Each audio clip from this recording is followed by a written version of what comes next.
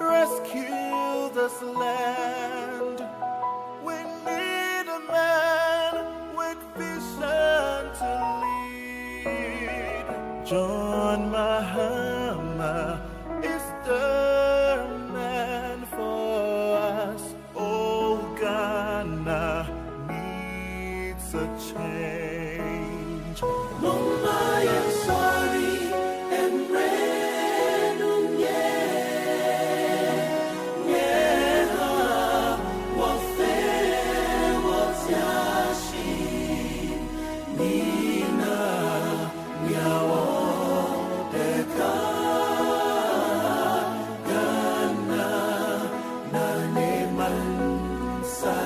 let us rise for a change.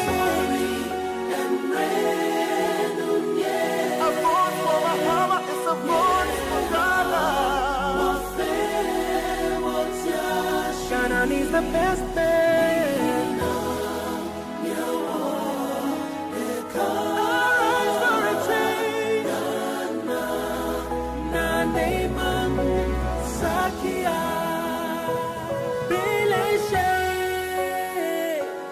Time I swore, time yaki, mama, and sorry, oh. John Mahama is the man for us.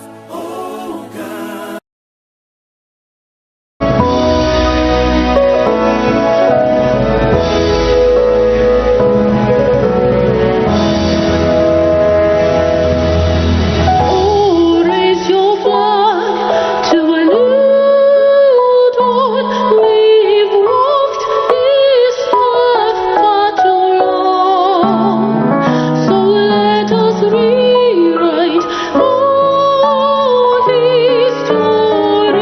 Distinguished ladies and gentlemen, we're waiting for John Dramani Mahama, our flag bearer, a great man, a fantastic man, an affable man, a man who himself is a media practitioner.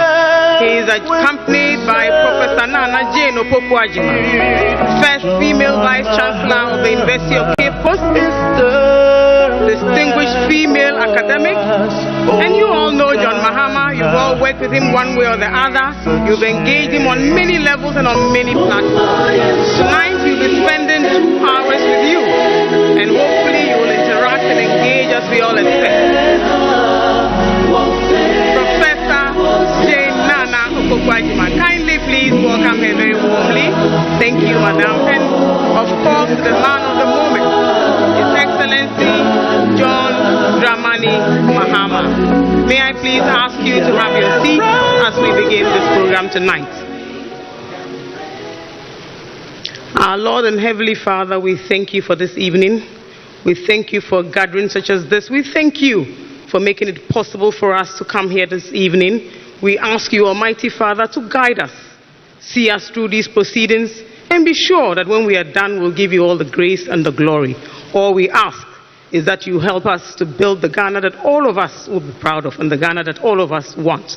Our Lord and Heavenly Father, this and many, many more we ask through Christ our Lord. Amen. Distinguished ladies and gentlemen, welcome to Kempinski. Tonight we present to you John Dramani Mahama, trustworthy, honest, credible, a nation builder, friend of the media, and yes, a man we all hope will soon be sworn in as president of this beautiful country of ours. We are hoping that all of you gathered here will help us as we firm up on our message, as we firm up on our manifesto, as we try as much as possible to prosecute the agenda for Mahama 2024. I invite all who want the agenda change to join us this evening on all the various media portals, and of course, for those who are blogging, please join me and help us so that we can build the Ghana that all of us will be proud of. I'm very hopeful that this evening will be a fantastic exchange of ideas, a cross-fertilization of ideas, and for all of you in the media, you know that we need you to take out our message. We need a platform, we need to hear our voices, we need to ask each other questions. We also need to vet some of the things that we've put out. Mr. Mahama is a man that all of you know, you've dealt with at one time or the other. Everybody calls him the nation builder. In phase one of John Mahama, what he wanted to do was to build what? Infrastructure. To build a foundation that all of us can stand on. Tonight we are here to hear his message on the campaign for 2024. And I ask all of you to join me to welcome John Dramani Mahama to this evening's press conference with you, ladies and gentlemen from the media. Good evening.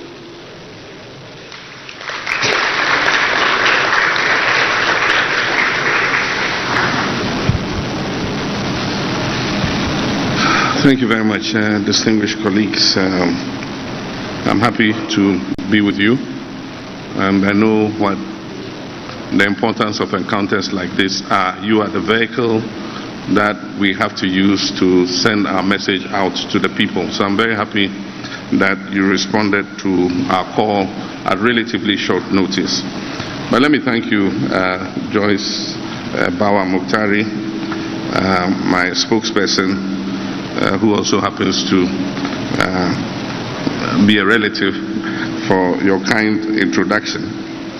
And I say good evening to you, all my colleagues in the field of media and communications, and to you, the millions watching and listening from across our country and the world at large.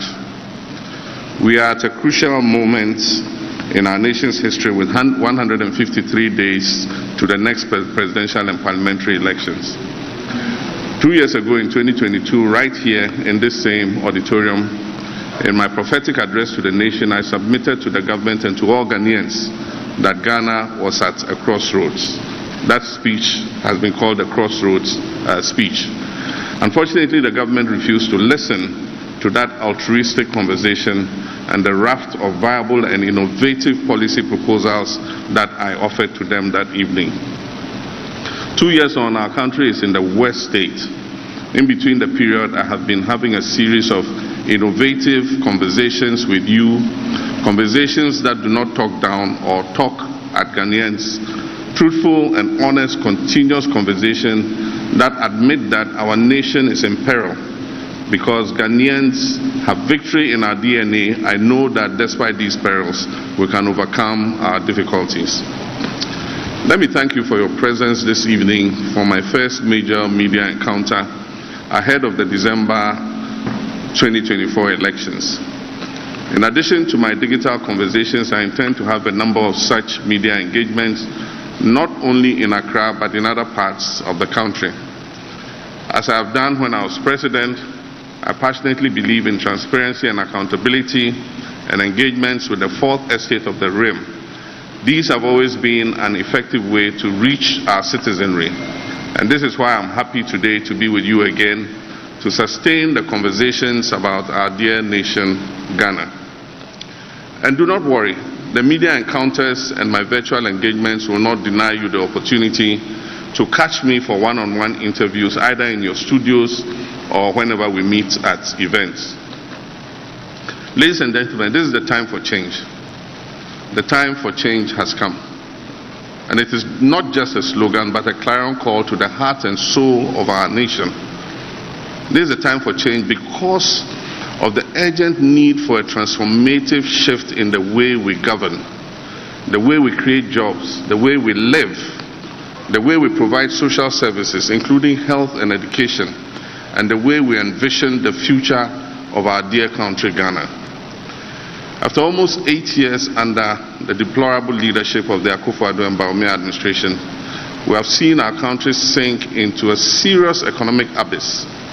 The current economic mess sums up the verdict on this NPP administration. The harsh reality is that for most citizens, the piteous journey over the period has been a very bitter experience of economic and social deprivation. The unprecedented levels of poverty, unemployment, deterioration in our people's livelihoods, and social inequity have exposed the dubious strategy of hiding incompetence under sloganeering. It confirms without hesitation that the disruptive and hasty experimentation with the lives of the Ghanaian people was underpinned by a naive exuberance, arrogance, and indeed selfishness. And I'm referring to the economic challenges that have shattered the dreams of our youth and the aspirations of the vulnerable in our society.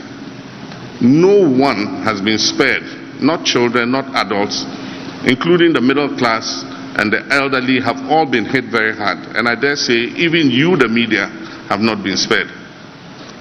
Fellow Ghanaians, and that's a very famous refrain, fellow Ghanaians, notwithstanding these challenges, I am imbued with the optimism and a steadfast belief in my God Almighty and the amazing creativity of the Ghanaian people to assure you tonight that together we shall turn around this tide.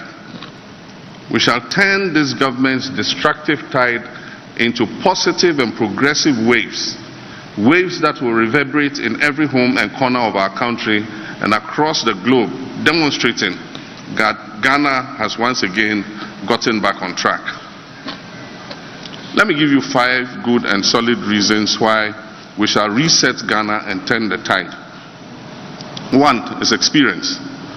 Unlike any other candidate, I have navigated Ghana through tough economic waters before.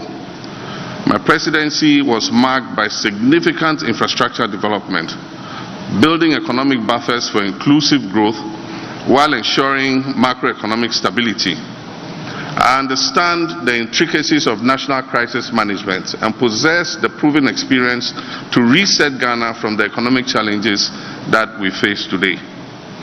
The second point is visionary leadership for economic revival. My vision for Ghana is rooted in sustainable development.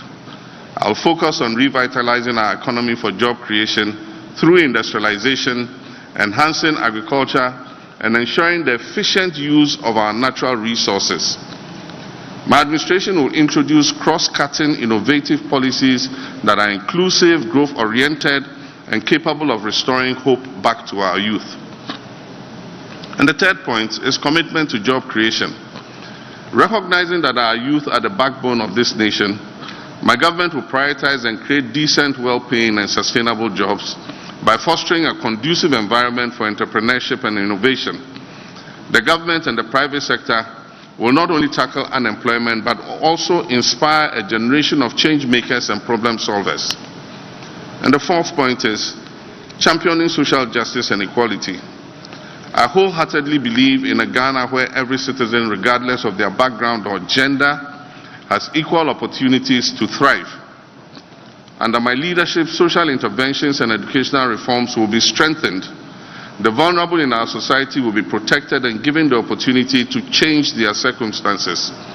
And let me add that gender equality will be a cardinal feature of the Mahama, Jenano, Opokuajima, and Flagstaff House. Would lead an administration that promotes gender inclusivity in every government policy. And that is why we propose to establish a National Women's Bank to empower women to close the gender gap financially. 1 million women will benefit from the Women's Bank to finance their small and medium-scale businesses.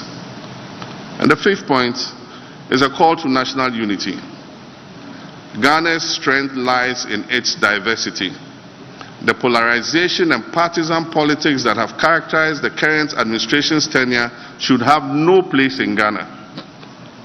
As President, I'll foster a spirit of national cohesion, encouraging all Ghanaians to contribute towards nation building regardless of their political, religious, or ethnic affiliation. To the youth of Ghana, I say, I understand your frustration and your disillusionment. Many of you are feeling very frustrated. I can relate to the recent cynicism and massive mistrust you have in our body politics because the current government has been undeserving of your trust. The challenges of today might seem insurmountable, but I urge you to look beyond the present and dream with me of a reset Ghana. The Ghana we all want, where your talents and hard work will determine your success. I promise a Ghana where you are not sidelined, but at the forefront of change, where you can live happy lives and still achieve your optimum potential. This is not just a promise, it's a commitment. I will reset the economy and Ghana will be open for business for 24 hours a day.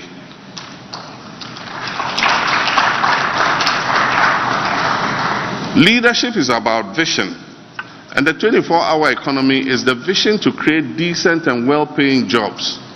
When I talk about the 24-hour economy, we need to understand the underlying vision behind that policy. The 24-hour economy is the means to an end, and the end is putting Ghana on a solid foundation for accelerated growth and development. We need to attain the growth rhythm that will turn our country into a developed economy and eliminate the abject levels of poverty we are witnessing today.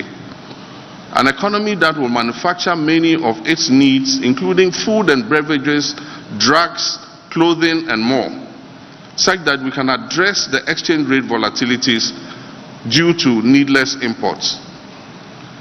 The world is moving very fast. We need to keep up with this new rhythm. So first, think of the 24-hour economy as an accelerator, the best accelerator or catalyst we could possibly have. A 24-hour economy will increase the production and distribution of goods and services and accelerate the economic exchanges between people and companies. And with that, we will start growing at an unprecedented pace while providing decent jobs for our young people. As I've said, leadership is about vision, and I stand by it. But leadership is also about caring. It's about giving people genuine, solid hope. And this is what the 24-hour economy is really about. And let me explain further. The 24-hour economy is a solid way to replace imports with homegrown production of goods, and thus create a solid base for a vibrant Ghanaian industry. In many instances, we don't import goods because they are better than what we produce. We import them because nobody produces them here in Ghana in the first place, or because our local production is insufficient. Therefore, the stimulus packages for companies wanting to participate in the 24-hour economy will convince businesses, and I'm sure of it, to start producing import substitutes. And do you know why? Because the market for such products already exists. If the market did not exist, we will not be importing to satisfy demand. And so through the 24-hour economy, businesses will be incentivized to start producing for this market. It is the simplest way to start growing sustainably. And when this begins to happen, imagine the number of new jobs that will be created. And here is another thing about the 24-hour economy. It will boost exports. Many Ghanaian companies still will start looking for foreign partners to develop their businesses to take advantage of the new opportunities available to them via this policy. Indeed, thanks to the African Continental Free Trade Area, these partnerships will open new foreign markets to Ghanaian companies. And goods produced in Ghana will then be exported to other parts of our continent, to Asia, to Europe, or North America, using the connections of these foreign partners that we have had. And as I've said before, I will personally chair an accelerated exports development program that will identify and promote exports in the manufacturing, agricultural products, textiles, food and beverages, pharmaceuticals, and the extractive sectors. It is important to understand that the 24-hour economy will generate a network of foreign markets for Ghanaian entrepreneurs and will transform Ghana into an export-led economy. So I say that the 24-hour economy is also about national pride. It is about creating jobs through enhanced productivity, connecting Ghana with the wider world, and making companies proud of what they can accomplish here. Once the policy is set in motion, the rhythm of growth will start to accelerate exponentially, and Ghana will be open for business again.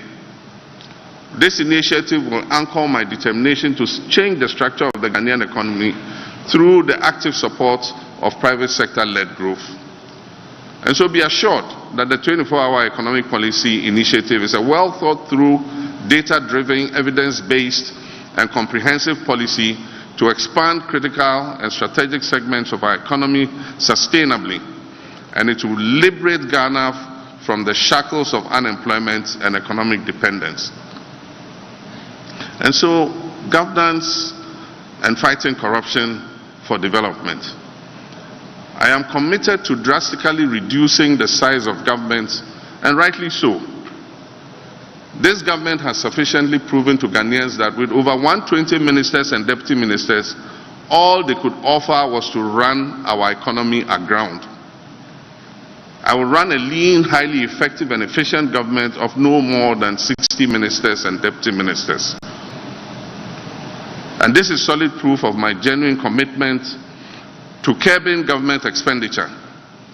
This leaner government will be the cleanest government Ghana has ever experienced. It will serve Ghanaians far better and set higher standards for future governments. What we have now can obviously never and should never be a yardstick for governance. My goal is to launch a renewed fight against corruption. I'll keep my appointees in check, and Ghanaians can be assured that drastic steps will be taken to punish the corrupt officials and their accomplices in this present administration. No actor in this NPP corruption enterprise will be spared. We'll also take action to repossess what has been unlawfully stolen from the Ghanaian people. As we all know, government procurement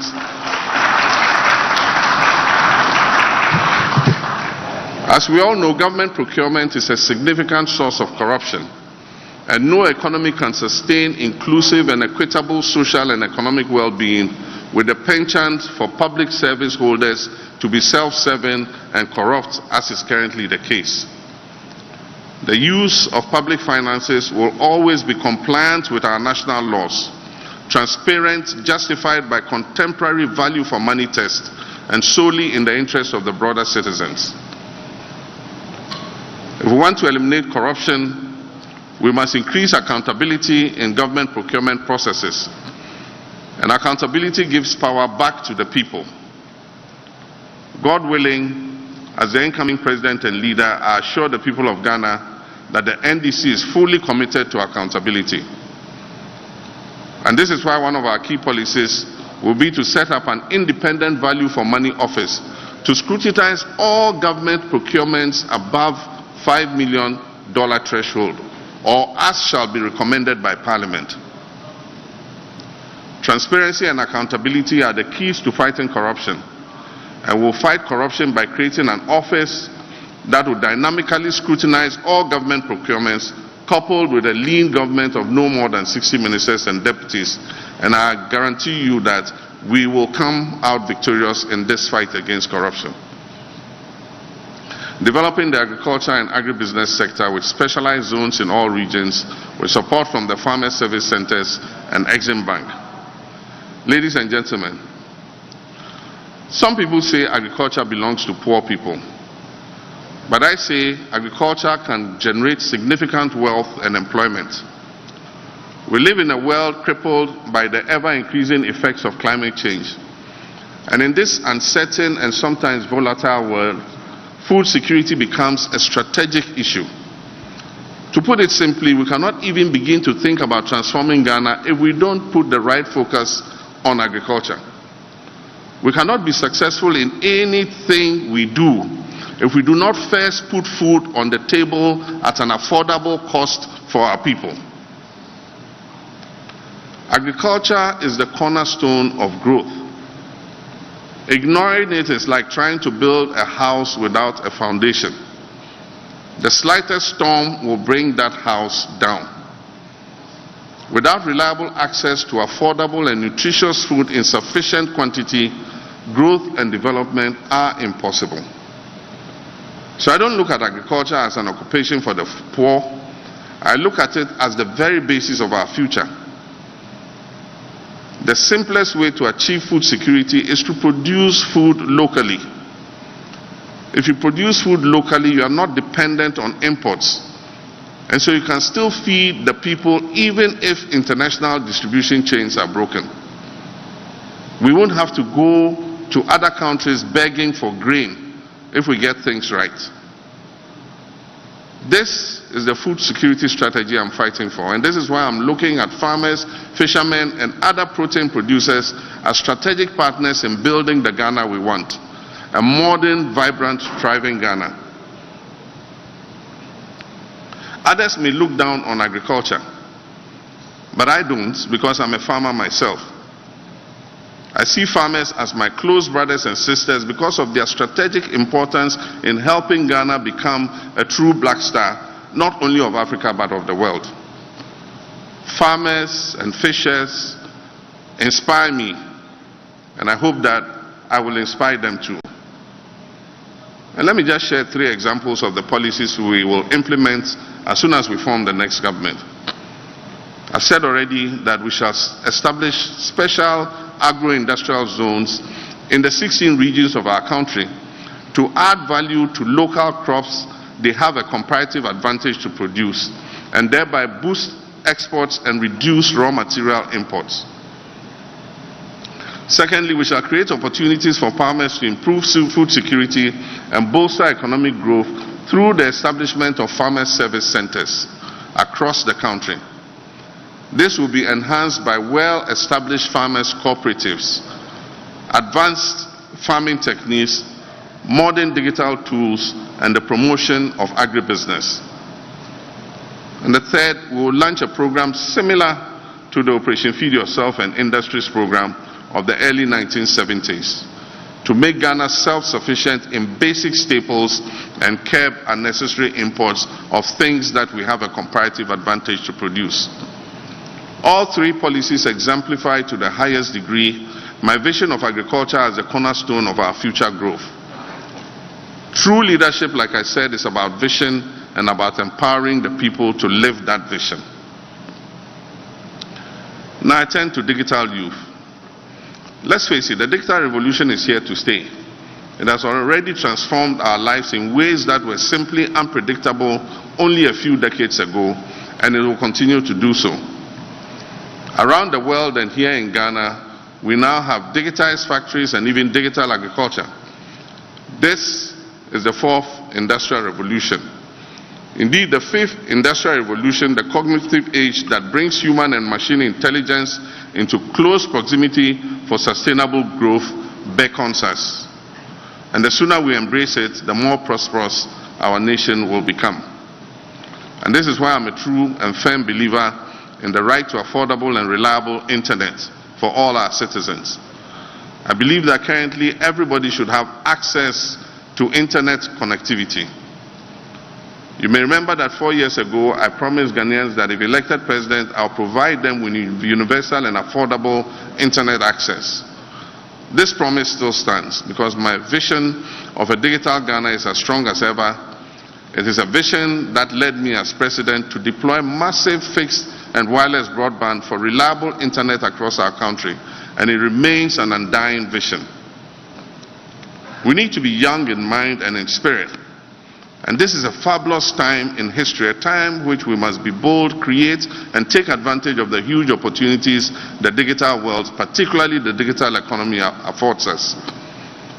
And so based on this vision of a new, vibrant digital Ghana, the next NDC government under my administration will partner with local tech startups and businesses to launch a digital jobs initiative to create at least 300,000 skilled employment opportunities for the youth in this sector. And so imagine this, 300,000 employment opportunities for our young people. And this is the field that they not only love, but they often excel at. I look at my children, my nieces and my nephews, and I'm amazed at their digital skills, as I'm sure many parents in Ghana are. So I'm telling you, like I tell everybody else, let these kids thrive. They are our future, so let them build this future. It will be glorious, I promise you. All they need from us is our support and understanding. And I promise all of them my full support and my wholehearted understanding. My dearest young Ghanaians, I stand by you 100% and I always will. When we talk about the digital revolution, we also need to talk about the digital divide, about those who are being left behind. On my watch, I'll do whatever it takes to provide universal access and bridge the digital divide in this country. We must close that digital gap.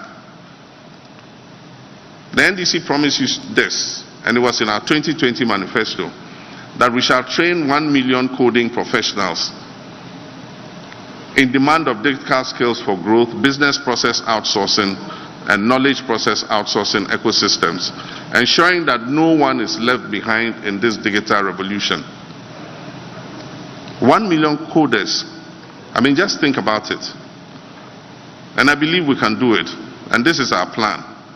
It is our pledge to you. And no Ghanaian will be left behind in this digital revolution. Let me also assure the sports fraternity that we shall develop our stadium infrastructure for track and field sports. We'll fix the deteriorating football pitches and pay stipends to footballers in the Premier League like we promised in 2020. What we call the lesser known sports shall also receive equitable attention like we give soccer. And I have good news for the creative industry.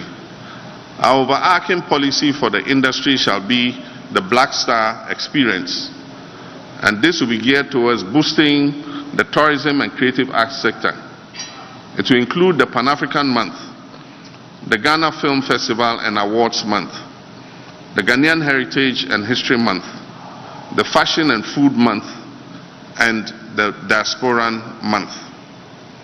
Additionally, we'll rehabilitate all our regional centers of national culture and make them available to the creative industry. We'll also support aging artists who many of whom currently live in poverty. My colleagues, ladies and gentlemen, together we shall overcome. Together we shall reset the narrative and restore Ghana to its rightful place among the Community of Nations. The time for change has come. The time to change this non-performing, corrupt government is now. Let us seize this moment to build the Ghana we want together for a brighter future for our children and for generations yet to come. May God bless our homeland, Ghana. And I'd like to stop here and invite you to ask your questions so that we can continue the conversation about the many other issues I have left out for now. I thank you very much for your kind attention. And thank you, Your Excellency, for that insightful speech. And thank you for doing this at a time when duty bearers are refusing to engage the media like this and to open themselves up for questioning.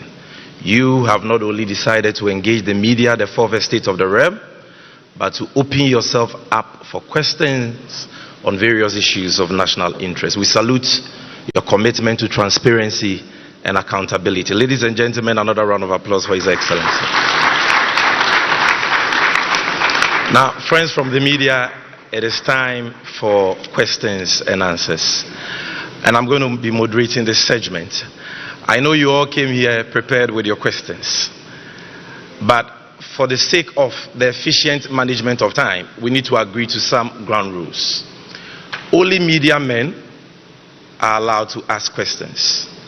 Every media man in this room or woman in this room has the right to ask only one question. We will take questions in sets of 5 questions. Kindly keep your questions and the foundations for same, crisp, and straight to the point. I know you shall cooperate with us. And so, if you have a question for His Excellency, can I see you by hand? Okay, I can see. Well, before I start calling you out, forgive me, let's give honor to whom honor is due. I know we have the GJ here, represented by the executives and led by their president. So, Mr. President, I'll give you the first bite. And then, so you can be at your position. A microphone will be brought to you there, and then you ask your question from. But because he's the GJ president, we'll give him the opportunity to ask 2 questions.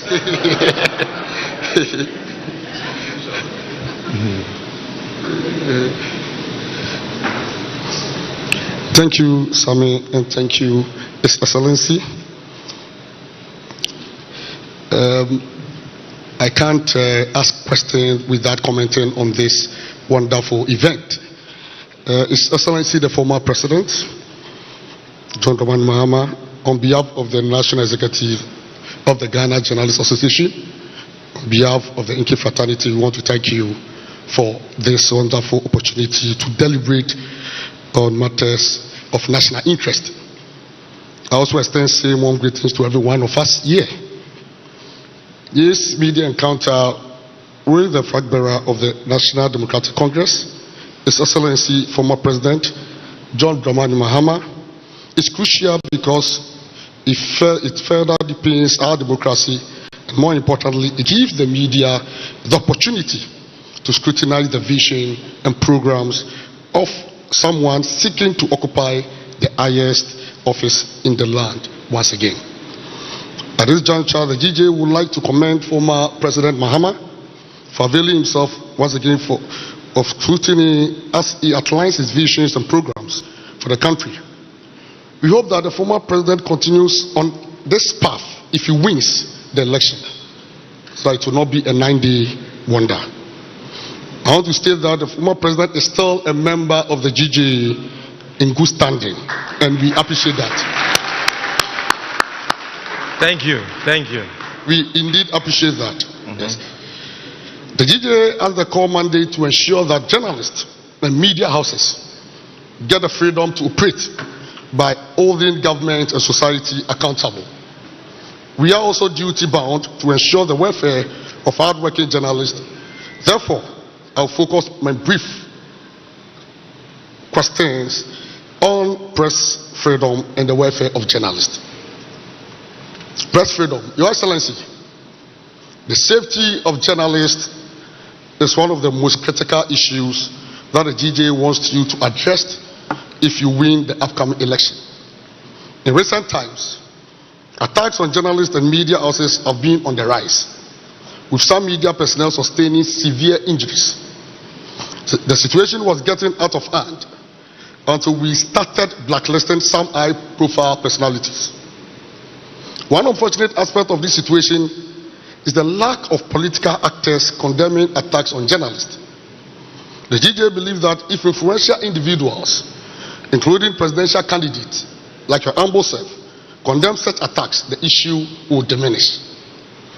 These attacks contributed to our poor performance on the World Press Freedom Index. This is something we need to work on. I must say that this year, our performance on the Press Freedom Index improved due to the blacklisting measures we instituted. Yeah, Mr. President, still waiting now for the question. Yes. We want to ask, Mr. President, to enhance press freedom in this country, we are demanding amendment of certain provisions of the Electronic Communications Act and the Criminal Code, specifically Section 208 of the Criminal and Other Offences Act of 1960. This arbitrary application of the laws only instills fear in the media and the public. We want to ask, should Mr. Mahama ascend to the presidency, what steps will he take to amend these objectionable laws? I want to state that even though these laws were not meant for journalists, we've ended up being the target, and many of our colleagues have suffered under them. This is certainly a step backward, especially after the repeal of the Criminal Libel Act 20 years ago. Now, Mr. President, or former President, it is widely known, Mr. Former President, that the salaries of journalists, particularly those in the state-owned media, are significantly low. It is sad to know that this issue of poor salaries for journalists has contributed to a low ranking on the Press Freedom Index. If the NDC flag bearer becomes president, what will his government do about the low salaries of journalists working in especially the Thank you media? very much, Mr. President, for these brilliant questions. Yes, I will take the next question from, I see Simon of Accra Times. Yes, can you bring the microphone here? Yes. Oh, thank you. Is it on? Hello. Thank you very much. My name is Simon Agena, the editor of the Accra Times and the Dean of the Parliamentary Press Corps. Thank you for this opportunity. Your Excellency, as you are aware that the depreciation of the cedi is affecting businesses in this country. Please, I would like to know from you, how are you going to stabilize the exchange rate? Thank you very much. Thank you very much. Next question. I will go here. Komala Kluche. Middle lane, Komala Kluche. Please kindly speak into the mic. Komala Kluche is my name. I work at Media General. There's excruciating hardship in the country. We have seen you lament on same. How do you intend solving this? But whilst at this, can you believe in Ghana, we are building a house to house the vice president, and it's supposed to cost 13.9 million US dollars. This is located at the Switchback Road. Your government at the time said it cost 5.9 million US dollars. The VIP currently, Dr. Baumia, said they would have to do some renegotiation with the contractor. What do you intend to do about the weed infested house supposed to house your VIP, so to speak?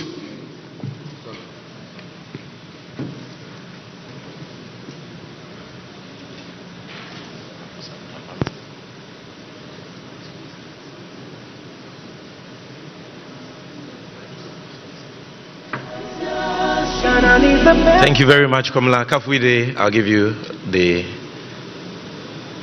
Okay.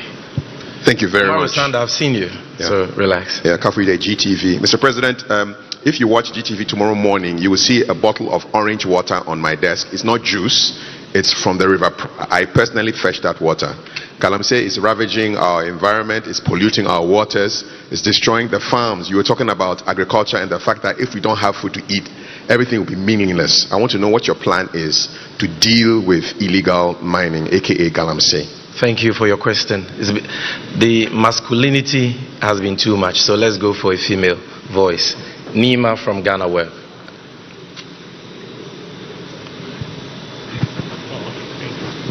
Thank you so much for the opportunity. Your Excellency, please, I would like to find out from you what's your position on free SHS. Given that, and also what is your thoughts on the proposal to pass the free SHS bill, given that the majority has hinted the bill will be coming to Parliament? Thank you very much, Nima. So this brings us to the end of the first set, the free SHS bill. So this brings us to the end of the first set of 5. His Excellency will deal with these 5 and then we'll come back again. We're doing this till 10 p.m. so relax, you get the opportunity to ask your question. Your Excellency, we are ready for you.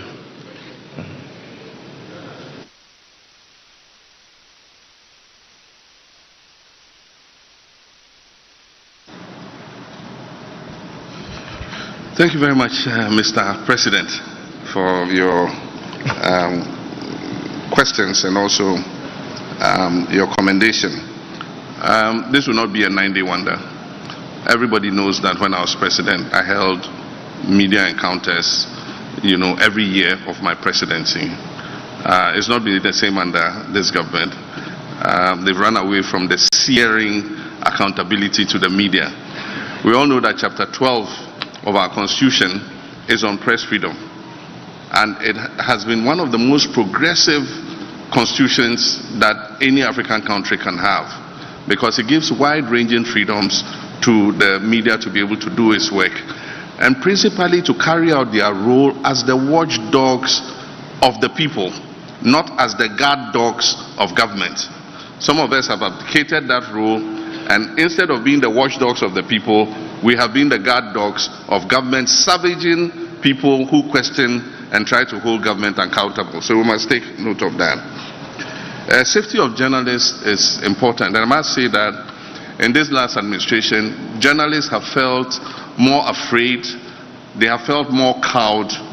Many journalists have been harassed, they have been forced to flee the country. I remember a journalist had to run to South Africa and stay there for some time to let things cool off before he returned.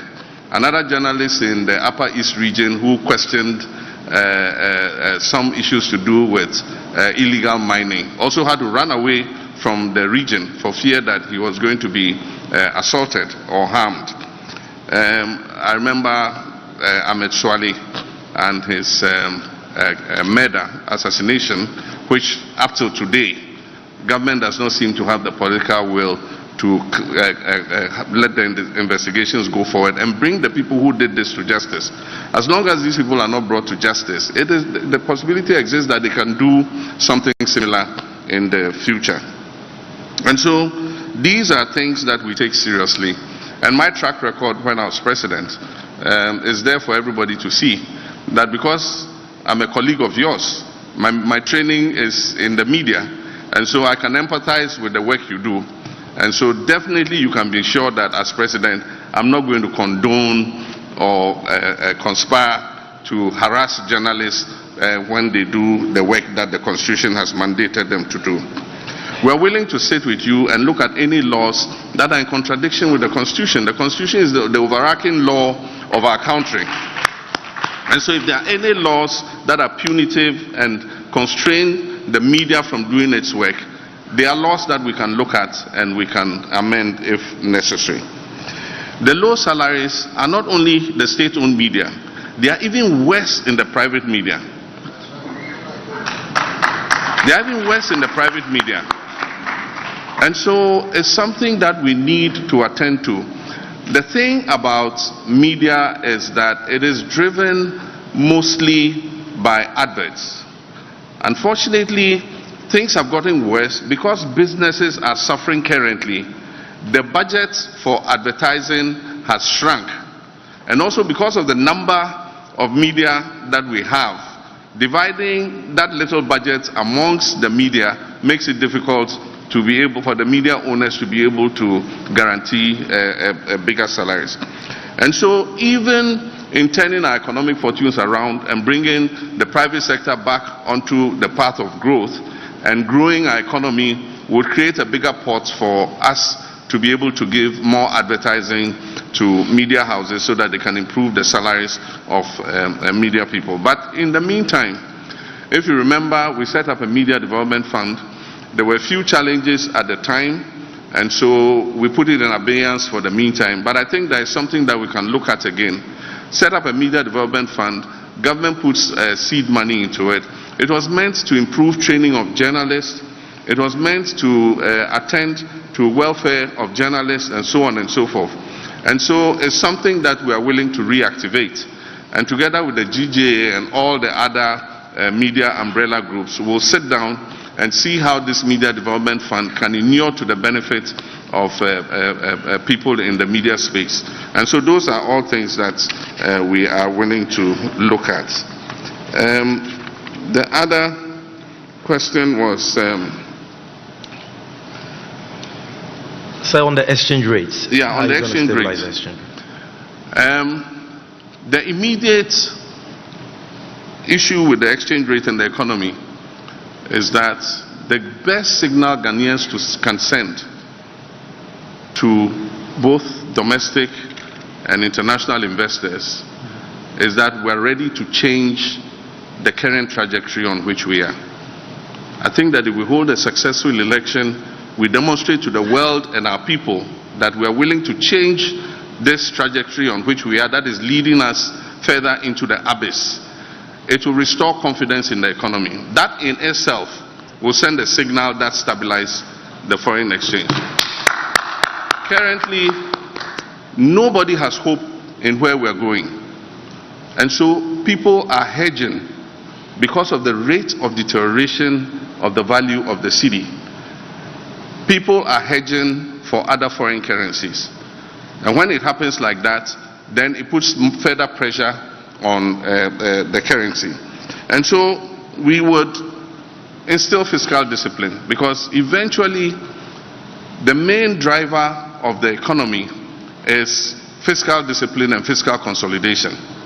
And so if you only want to ramp up revenues, but you're not willing to cut expenditures, then you have a situation where your budget deficit is out of kilter. And as you know, we had a budget deficit that went as high as 15% of GDP. And unless we instill fiscal discipline, we'll continue to have a situation where it puts pressure on our currency. It's like a household budget. You cannot spend more than you earn. And that is what this government has been. Spending more money than they earn. Borrowing more money than they can afford to pay. And that is what has, created the situation in which we are. So we must reduce the deficit. We must instill fiscal discipline. We must reduce the debt burden. And already there is a debt restructuring going on. And so we must continue the debt restructuring. But make sure that we put in the buffers so that we don't fall into this situation again. In my administration, we set up what we call the sinking fund. And we capped the stabilization fund. So any excess money that was above what you go to the stabilization fund went into the sinking fund. We also committed other revenues into the sinking fund so that we could anticipate debts that were becoming due and pay them. This government came and depleted the sinking fund and did not replenish it. And that is how come that we are in the crisis in which we currently are. And so replace the sinking fund, create more buffers so that the economy is more resilient to shocks. The thing about the world is it's unpredictable and shocks will come. But it is how resilient your economy is that will make you be able to come out of the shocks. We all went into the shock together with Côte d'Ivoire. Today our economy is so battered and bruised. And Côte d'Ivoire's economy is much more stable. And I just saw a video of the president waxing lyrical about Côte d'Ivoire in 2016. Today, I don't think he wants to hear that comparison. Because inflation is lower in Côte d'Ivoire, far lower, single digit. And our inflation is at 25%. It went as high as 54%. And so discipline is important. But apart from that, part of the reason we're suffering is the collapse of the cocoa sector. Cocoa has been a traditional pillar of this economy. And when I was leaving office, we did a syndication, cocoa syndication of $1.8 billion. The banks had confidence in this country. And so they gave us $1.8 billion upfront to put in the cocoa industry. And this syndication has been going on over the years. Currently, the last syndication we did, we struggle to even make $800 million. I don't think we've received $800 million for the syndication. And so that injection of foreign currency that was predictable and sure, that used to come into the country every year, helped to stabilize the foreign exchange. Today, the cocoa industry is a pale shadow of itself. And so one of the things in the medium term is to revamp the cocoa industry as quickly as possible and make sure that its impact in terms of foreign currency injection is revived. Aside from that, we need to quicken our pace in the oil and gas sector. All of you have heard of the transition to green energy. It is real, it is happening. And so every country that has an oil and gas industry is putting in the maximum investment in order not to have what we call stranded assets. You will have the oil wells, but if that transition is completed, nobody will be interested in putting money to recover that crude oil and gas. These 8 years have been wasted completely. In my time, in 4 years, I worked tooth and nail to bring 2 new oil wells into production. If you look at the 10 years of oil production, from 2010 when we started oil production till 2016 when I left office, we have earned about $3.3 billion from our share of oil production. In the 8 years, that's because of the work I did to bring 2 new oil wells, in the 8 years that Nanado and Bawumia have been in office, Ghana has earned $7.3 billion. And so in total, over 10 years, over the period from 2010 till now, we have earned about 10 billion. 7 point something of it in Bawumia and Akufo-Addo's time, and 3 point something of it in Professor Mills and my time. For the last 8 years, nothing has happened in our oil industry. Not a single drop of oil has been added. Unfortunately, our production of oil has reduced by 32%. And so we're producing less. So one of the things we'll do is to quicken and attract the oil companies to come back. As I speak, E&I have run away to Cote d'Ivoire because of the unfavorable environment here. ExxonMobil was going to do significant work here. Because of greed, ExxonMobil decided to pull out because they thought the environment was toxic and corrupt, and so they pulled out. So one of the things is to restore investor confidence in the oil field. And there are oil fields and compartments that have been appraised that are just waiting to begin production. And so revamping them and ramping up our oil production and gas will bring in the needed foreign exchange that will help to shore up our currency. But we must also look at getting more from our extractives.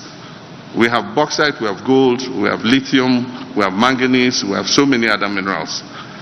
We will work to make sure that Ghana's share of those extractives is increased so that we can have more foreign currency coming into our country. We produce gold, but because it's not streamlined, a lot of that gold is leaking out and individuals are making the profit instead of the country making it. And so we'll streamline the extractives so that we're able to earn more money.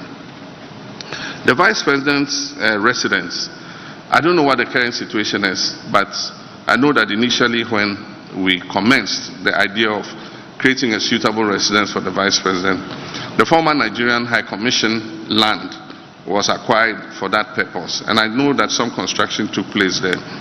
Initially, our cabinet was informed that it will cost about $5 million, from what I understand. And so that money was procured and the work commenced. When the new government came, I understand, I don't know exactly what figure, but they said that it had overrun the $5 million. I don't know exactly by how much. But it's news to me that it is going to cost $30 million. I haven't seen the figures and all, but really, I wonder if we have value for money. And that's why I say that in our anti-corruption fight, we will subject any project above $5 million to value for money audit. Because until you audit that project, you can't tell whether it is worth the value for the money we're putting in. And so when we come, we'll look at the figures and we'll do an audit and see whether, yes, 30 million is what is appropriate or it should cost far less. But in these crisis times, one wonders whether that project is really a priority. Because when I was president, the Vice President lived in what is currently called the Australia House. And the intention was to finish this and move him there. But in the crisis, maybe it is not something that we should rush to finish. There are many other pressing commitments that we need to look at. But like I said, when we come into office, we'll do a value for money audit and find out whether we are spending more or less. Galamsey is a problem of compliance. We have all the laws. We have everything. It's the enforcement that is the problem. And the enforcement is a problem because those who should be enforcing it are part of the problem. Today, DCs and ministers all have small-scale concessions, and I indulge in Galamsey. And that's why I said, any person who serves in my government, if you want to be a small-scale gold miner, go and be a small-scale gold miner. If you're a DCE, be a small-scale gold miner. Don't take public office under my administration. And so we're not going to countenance having any of our ministers or our political appointees involved in small-scale gold mining so that we can enforce the laws properly. And what are the suggestions we've given? One, we know the districts where mining takes place. We will open an office of all the agencies that oversee the mining sector in those districts. There must be a Minerals Commission office in every district where gold mining is taking place, so that enforcement and compliance can be right at the doorsteps of the industry in the particular district. The Environmental Protection Agency, there must be an EPA office in every district where mining is taking place. And we have universities that are producing young graduates. UNER is one in Sunyani, UMAT is the other in Takwa. These young graduates are geologists, they are environmental protection specialists. They have a lot of experience when it comes to gold mining. And so we're saying that we're going to identify the concessions and who hold the concessions.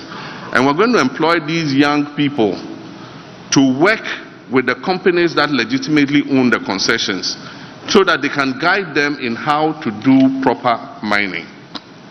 We're going to ban mining in forest reserves. As for that, it's non-negotiable. The law that was amended to allow people to go into forest reserves, the law that was amended to let people enter forest reserves to do mining will be re-amended to stop it. Because the figures I'm getting are frightening. And that is why the climate change is real, because our dry seasons are getting harsher.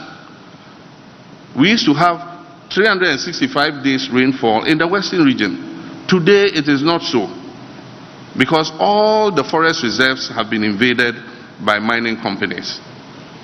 And it's insightful that in the past, somebody who was supposed to protect the forest, he himself eventually was known to own about 2 or 3 mining companies that had been given permission to go into forest reserves. I think that those trees, some of them 700 years old, some of them older than Ghana, older than our ancestors, are more important than the gold that lie underneath them. And the point is, if we cut all the trees, we will be leaving a barren land to our children and grandchildren. We don't want the forest zone to become the savannah zone. We must protect those trees and rebuild those forest reserves. So we would stop the mining in forest reserves. The question about free SHS. Yeah, free SHS bill. I support any bill that will improve our education. 1, to make it sustainable. 2, to afford quality education for our children. And so any bill that would achieve this is something that I'll support. I haven't seen the bill, and I don't think that it has been subjected yet to stakeholder consultation. But we would want to see the bill, and I'm sure that when Cabinet has approved it, it will be laid in Parliament. And when it's laid in Parliament, as a parliamentarian, the normal action is to refer it to the committee responsible. And I'm hoping that when that bill is referred to the committee responsible, it will do the proper stakeholder consultation so that we all can be on board. Because if you're making fundamental changes to our educational system, I think that parents, teachers, and everybody who has a stake in education must be involved. I don't know, we are just hearing rumors, and as long as we haven't seen the bill, you cannot say if they are authentic or not. But I think some of the things I've heard is to fuse the GHS and the SHS together. That is a very fundamental move. And so if you're going to do that, what will the impact be? What do teachers say? What do parents say? What do students say? What do all the stakeholders in the industry say? There are rumors that BEC will be cancelled, and so it's just rumors we've heard. Until we see the bill itself, we cannot make any determination. But like I said, I will support any bill that goes to improve quality and sustainability of our free SHS. Thank you. But Your Excellency, she also wanted to know what your position on free SHS is. My position on free SHS? Aside the bill, yes. My position on free SHS is known. In 2015, I launched progressive free SHS. That's what the Constitution says. The only difference between us and MPP is the approach. We thought that we should put the infrastructure in place and we should do the necessary preparation to absorb the free SHS. And so we started with day students. We made it free for day students. And in the second year, we absorbed 120,000 students on the free SHS. Nanado himself lauded me. It's there in the media. Just, if I had my phone here, I would Google it. They say Nanado lauds Mahama's free SHS. It's there. UNESCO, congratulated us for launching the free SHS. How can a person who launched free SHS be against free SHS? And so it's a political gimmick that is played by our opponents. Free SHS has come to stay. And nobody can roll it back. All we're saying is, let's improve the implementation. Let's take away the bottlenecks. Let's work to abolish the fast track. Let's be able to feed the children better by decentralizing the school feeding, the free SHS school feeding program. So those are all the kinds of initiatives we're thinking about. But we can only take that decision if we come together as stakeholders and discuss freely the challenges that it faces.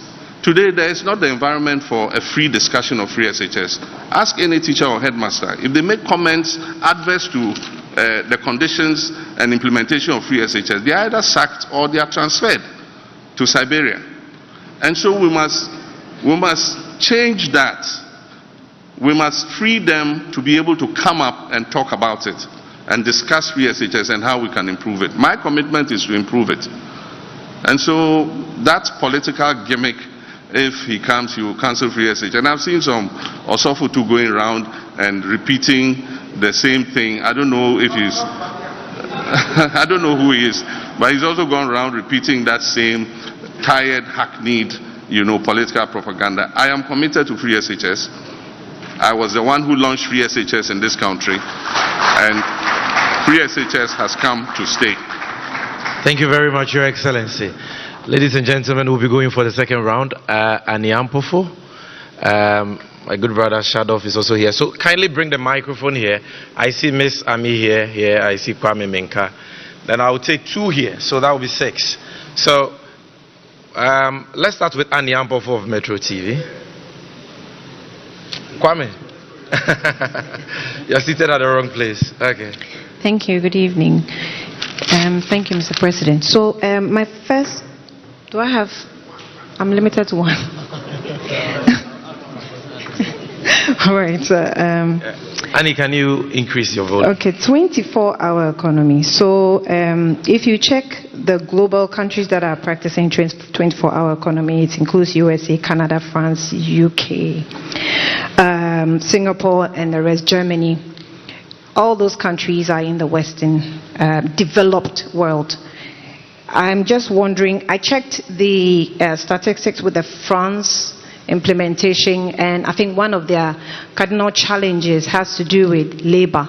So they are largely relying on imported skilled labor now, and it's a great challenge in that country. And I'm wondering how it came to you that Ghana, being an African country, can practice a 24-hour economy compared to these developed countries, and how are we going to be able to implement it to meet the standard of implementation by developed countries where we are actually not yet? Thank you very much.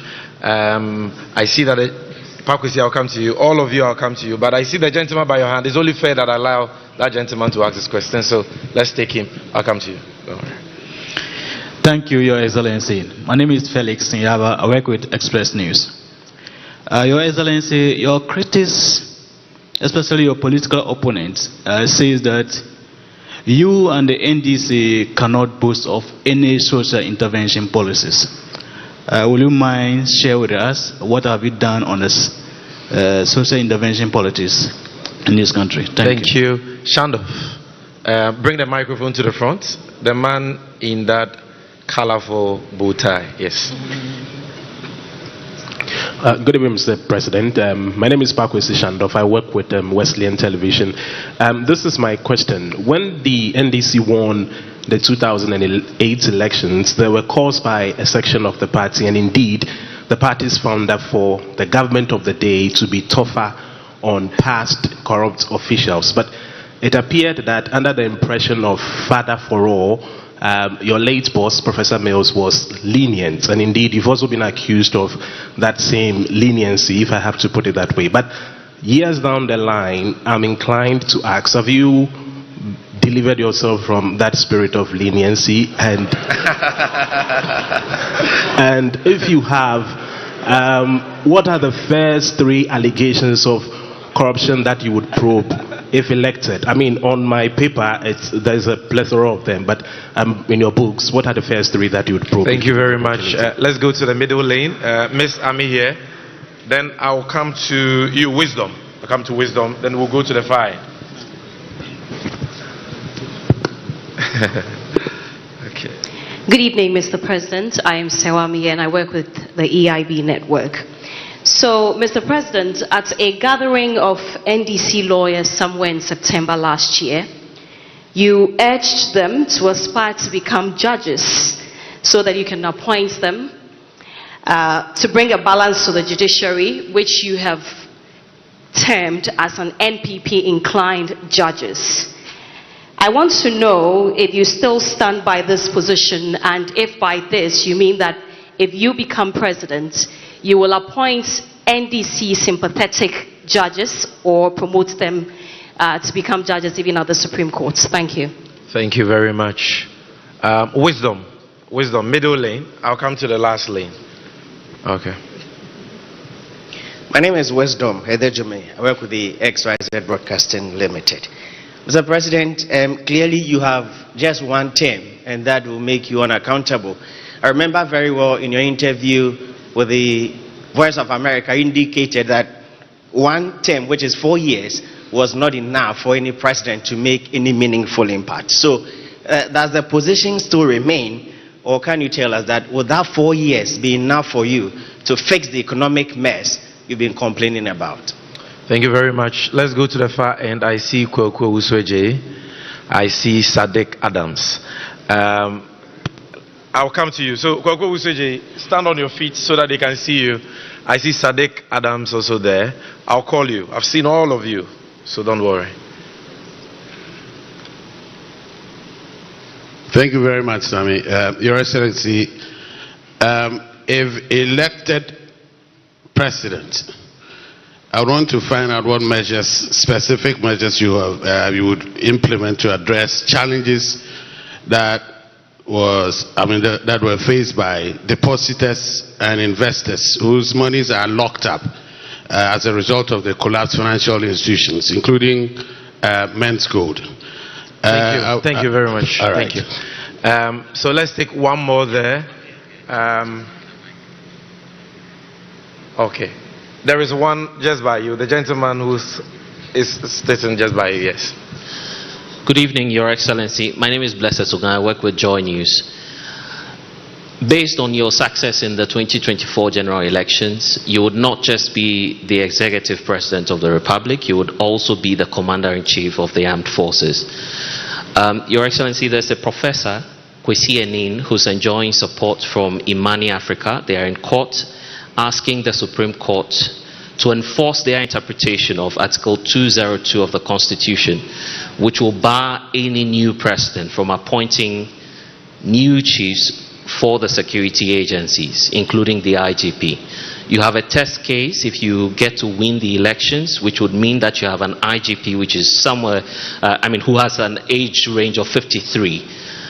Mr. President, what's your personal opinion on, the security of tenure for such persons, and will you be willing to work, for instance, with the current IGP if you're elected president? Thank you very much. So that brings us to the end of this set. We have 6 questions. Your Excellency, we are all ears.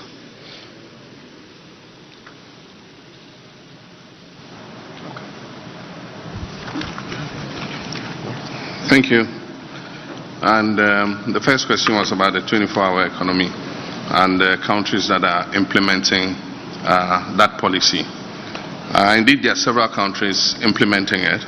And as you said, Ghana would probably be one of the first in Africa to begin the implementation of this policy. It is not new. For those of you who have access to the 40-year development program, which was passed under my administration, the issue of the 24-hour economy was embedded right in there. And it is meant to accelerate our productivity. It is meant to increase opportunities for employment. And so the example you give for most of those European countries is that they have an aging population because birth rates are falling so low. So even as they accelerate their economies with more shifts to increase production, they don't have the labor to be able to service that 24-hour economic policy. We have an abundance of labor. We have young people willing and able to work. And that is the more reason why we even have a better justification to implement the 24-hour economy. But of course,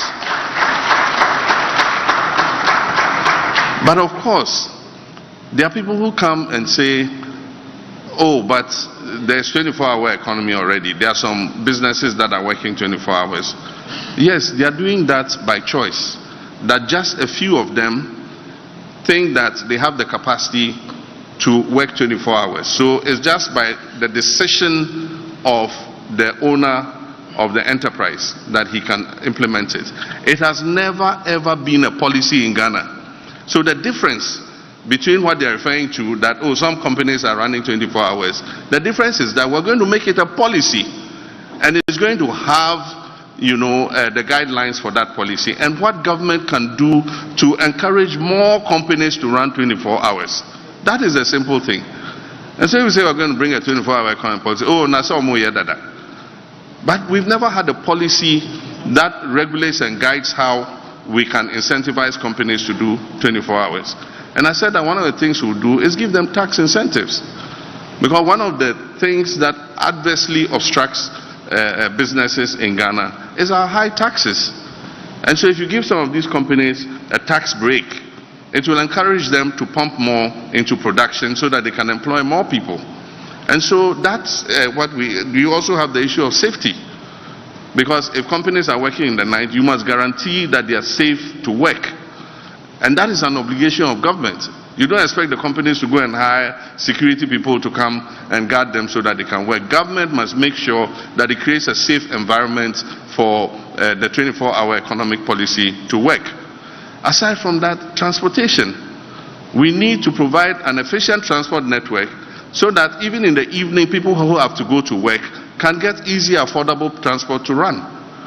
And that's why we imported the Ayalolo buses, which today are parked in some graveyard. They were never utilized. Government said they didn't have the money to implement it.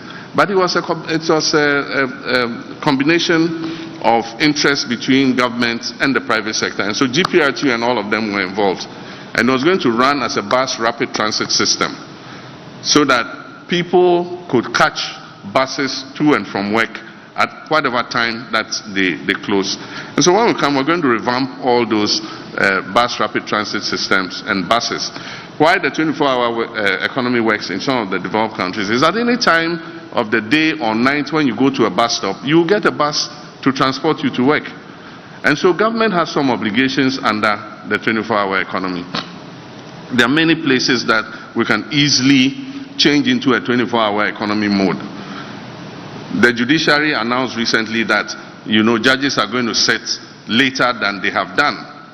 And so it will mean that people have access to justice better than if they sit the normal time that they sit. If you go to the ports, when the ships come, even at night, the cranes are working and offloading the containers. But why can't I go and clear my container at night? Do we need more customs officers? Yes. Must we get more bankers so that we can make our payments and clear our goods even at night? Yes. And so there are things that government can do to make the 24-hour economy possible. Government has its obligations, and we are going to make it a policy so that the private sector can come on board and be able to do so. People talk about demand. The demand is there. We import 3 billion worth of food products every year, and some of these things we can produce ourselves. And so you can't tell me there's no demand. If there was no demand, why are we importing? If there's no demand for vegetable cooking oil, why are we importing vegetable cooking oil? It means that the demand is there. And so if we can increase productivity, we can meet the demand, our domestic demand. But apart from that, we've been giving the advantage of the African Continental Free Trade Area. It says register your brand. As far as I know, Ghana has registered 70 products that it intends to export tariff-free into other countries. We can increase the number of products that we're exporting by increasing demand. We have pharmaceuticals. We have a developed pharmaceutical industry. When I was in government, I gave them money to expand their production to Binko, NS Chemist, Dan Adams, all of them. They have the capacity to increase production and work 24 hours, both to feed domestic demand and also for export. And like I've said somewhere else, we're going to use government's financial muscle to help Ghanaian-owned companies, Ghanaian-registered companies. Because the market, and I'll give an example, the market for pharmaceutical products if we give a bias towards Ghanaian-made products, and even if they are marginally more expensive than foreign products, we buy them, we are keeping employment in this country. But if we go and bring those analgesics, we bring those antibiotics, we bring those cough syrups from India and other places, we are exporting jobs to those countries. And so we use government's financial muscle to give an advantage to Ghanaian registered companies so that they can produce more and employ more of our young people. And so that's to do with the 24-hour economy.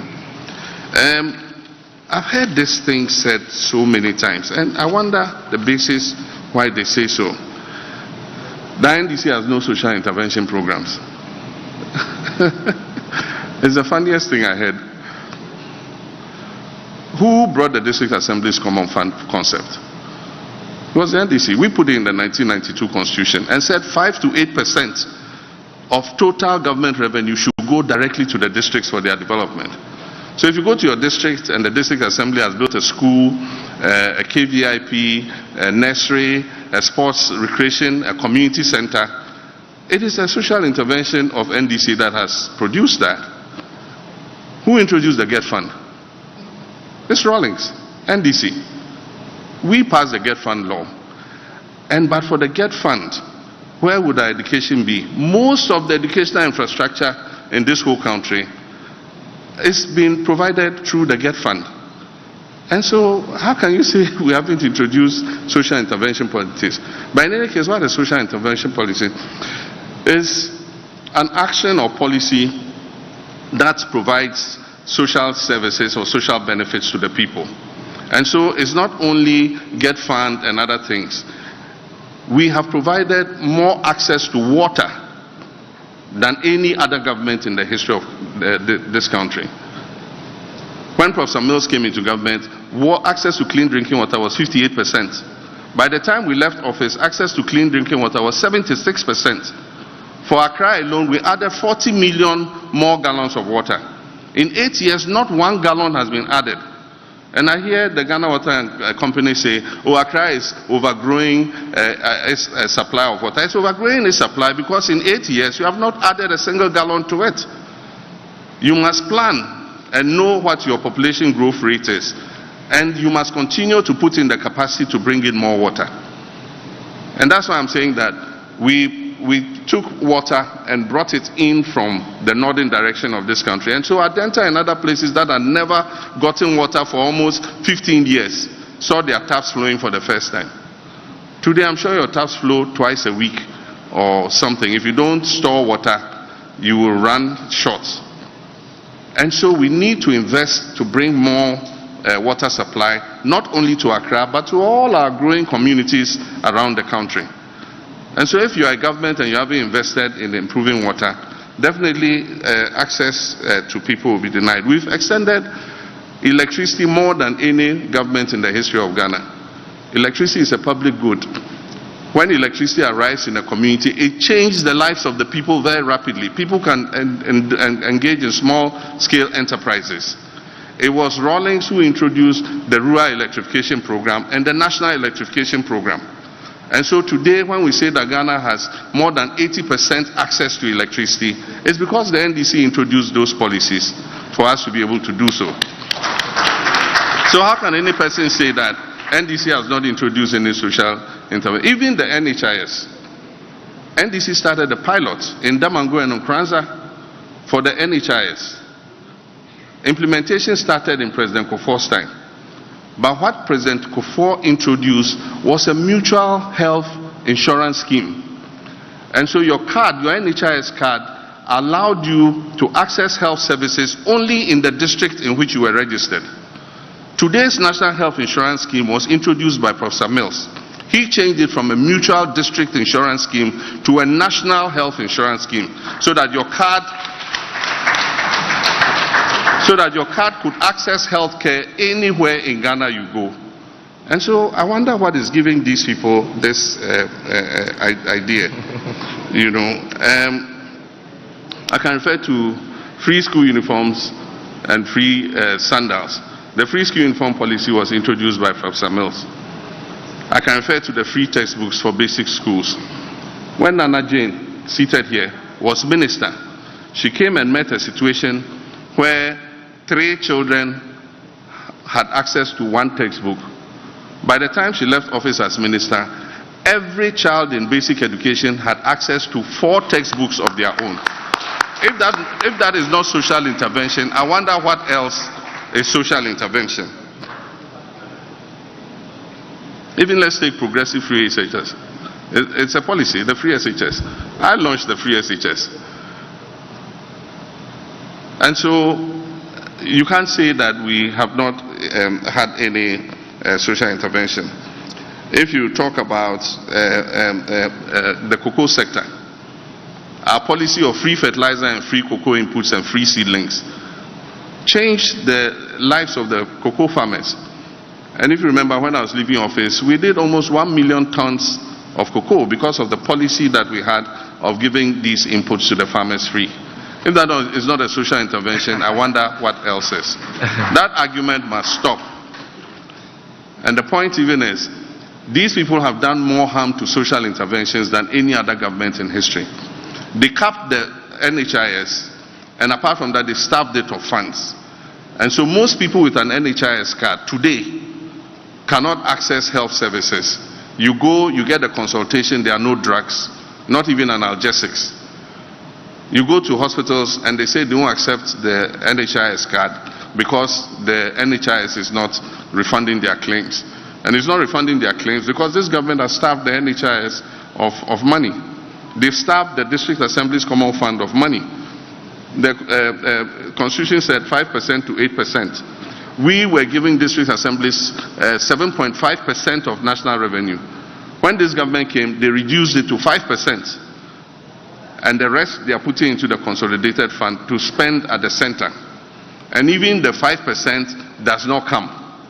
If you go and ask any district secretary, he will tell you there is no money. They go begging the MPs to let them have access to the money in their district common fund accounts to be able to do even some of the basic things. And so this government is doing more. Get fund, they collateralize Get fund and spend the money in advance. So Get fund is not able to continue the projects that it is undertaking because the fund has been collateralized. And so this government has done more harm to the existing social interventions than any other government in the history of the country. And so that is my take on that. And then you asked, have I exercised myself of the father for all, the father for all syndrome? My boss, my president, was a special person. He several times said he believed in looking forward and not looking into the past. And so I'm sure that people got away with some of the crimes that they had committed against the people. I became president 4 years later, after President Mills had done his 4 years. I mean, I came into office 5 months before the election. And so when I became president, it was going to be a bit difficult to be investigating things that happened in 2008. And so I said that, look, any allegations of corruption that are made against any public officer, I give the investigative agencies the free hand to investigate. And so I remember in those times the National Service investigation, the GhPage scandal. People even forget that I was the one who commissioned the committee of inquiry into GhPage. And all the issues that came up, the report was presented to me as president, and I gave the report to the media. And that is referred back to me as my crime of condoning corruption. The fight against corruption begins with shining sunlight into an area, and that is what I sought to do. And so when we gave the GhPage report to you guys, it was referred to the Attorney General. And the Attorney General began to take action. Some of the people involved went to court to restrain the Attorney General, and the court processes took forever. There were others where there was prosecution of my own colleague and friend, Abu Gapele. the Attorney General put him before court and he was jailed. It was recently that President Akufo-Addo granted him amnesty. And so their will to fight corruption was there. We even retrieved monies from some of those involved in JIDA. We retrieved as much as 50 million Ghana cedis at the time. And so the track record is there. And I can assure you, if you believe that I was imbued with the Father for All syndrome, it has been exercised.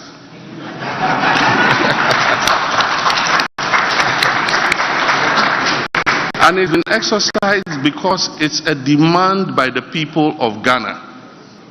The people of Ghana are asking for accountability. And we must create a situation where everybody who agrees to serve must know that he will be held accountable to the people. We can't afford to fail. We've seen some things that are happening in other countries. And let's not think that Ghana is immune from that. And I can tell you, our young people are getting frustrated and desperate. And if we don't take drastic action and we think that it's going to be business as usual, we will be shocked at what would happen in this country. And so, it's not my demand, it's not a threat, as Nana Jane said, it is a promise that will hold public officers accountable. And it's not going to be only post-regime accountability. It's easy to prosecute your political opponents when they've left office. But the difficult decision of dealing with your own people when they go wrong, it is what makes you pass the test of the fight against corruption. And we're going to hold our people accountable. And so, I've said it several times, if you get into trouble, I'm not going to be a clearing agent to clear you. If the investigative agencies catch up with you, you are on your own.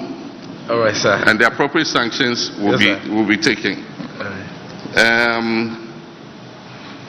The issue of judges, I believe that our constitution gives the judiciary certain privileges. They are the only arm of government that does not renew its mandates.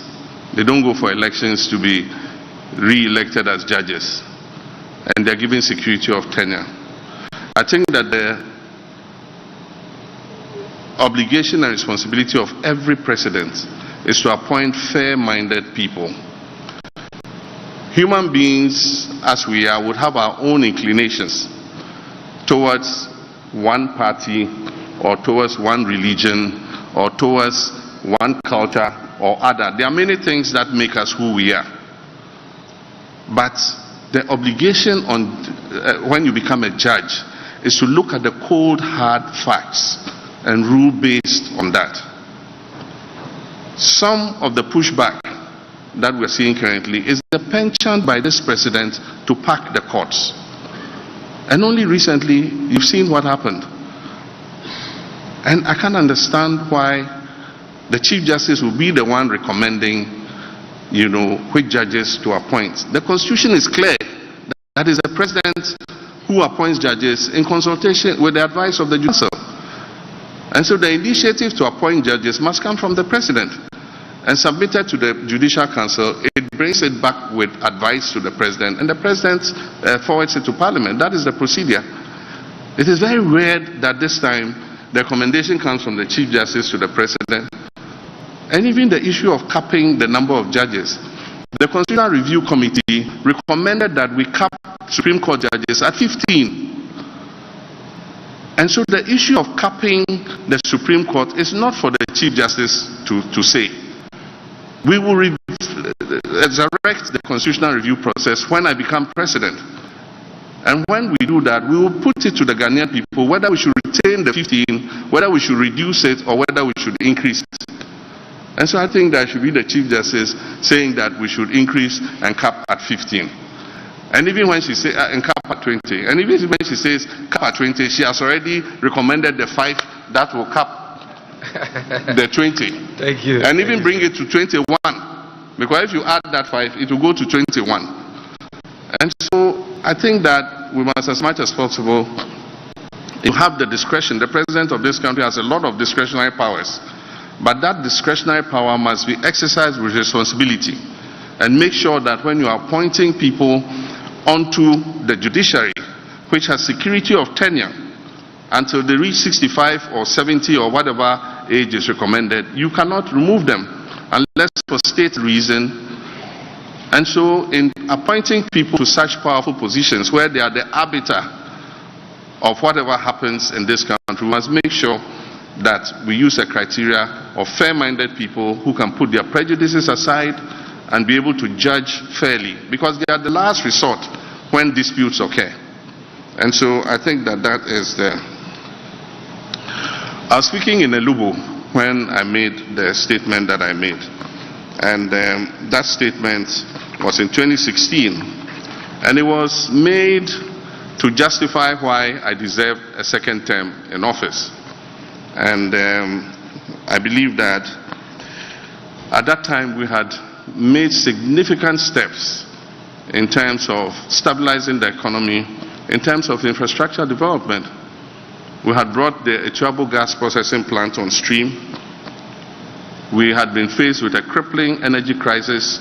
We had turned it around. By 2016, we had stabilized the power situation.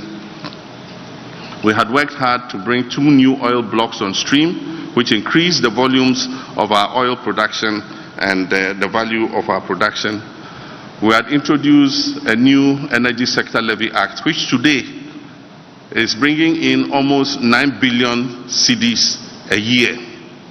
And so there were several things that we had done. We had established a new port at Tema. We had built a new Terminal 3 at our airport. We had expanded the Takrady port. We had expanded educational infrastructure. We had expanded health infrastructure with district hospitals and regional hospitals. We had expanded access to electricity and water. We had built new markets in many places so that we could improve trade and commerce. And so on that basis, I wanted another term to be able to continue and consolidate what I had done. And that's why I made a statement that I did. But this time, I come back to the job with experience. And I'm going to hit the ground running. And so even though 4 years is short, I believe that in 4 years, we can reset our country. And there are objectives that one wants to achieve. And I say that in 4 years, we can establish a strong fight against corruption. It is possible for a president to do that. I believe that in 4 years, we can begin carrying out constitutional reforms and reviewing our constitution. And that is an objective that I believe I will put myself to and we can achieve in 4 years. In 4 years, we can begin to turn around our economic fortunes and stabilize the economy. I don't say that it will become a land of prosperity, but at least we'll turn around the decline, stabilize the economy, and put it back onto a path of growth. In 4 years, I believe that we can ameliorate and alleviate a lot of the hardship our people are facing currently. Because in stabilizing the economy and stabilizing the currency, we can reduce inflation and reduce some of the hardship that our people are facing. I believe that in 4 years we can improve our infrastructure. If we implement the big push, we want to put $10 billion over 5 years in infrastructure development. It will include roads, it will include bridges, it will include the essential infrastructure that will make our country run.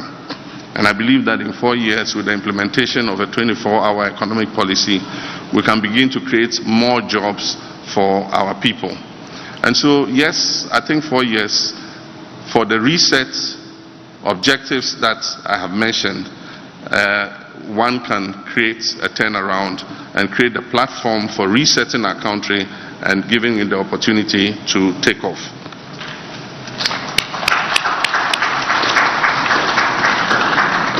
Currently, the prosecution of the Men's Gold chief executive is ongoing, but I think that it should go beyond the investigation.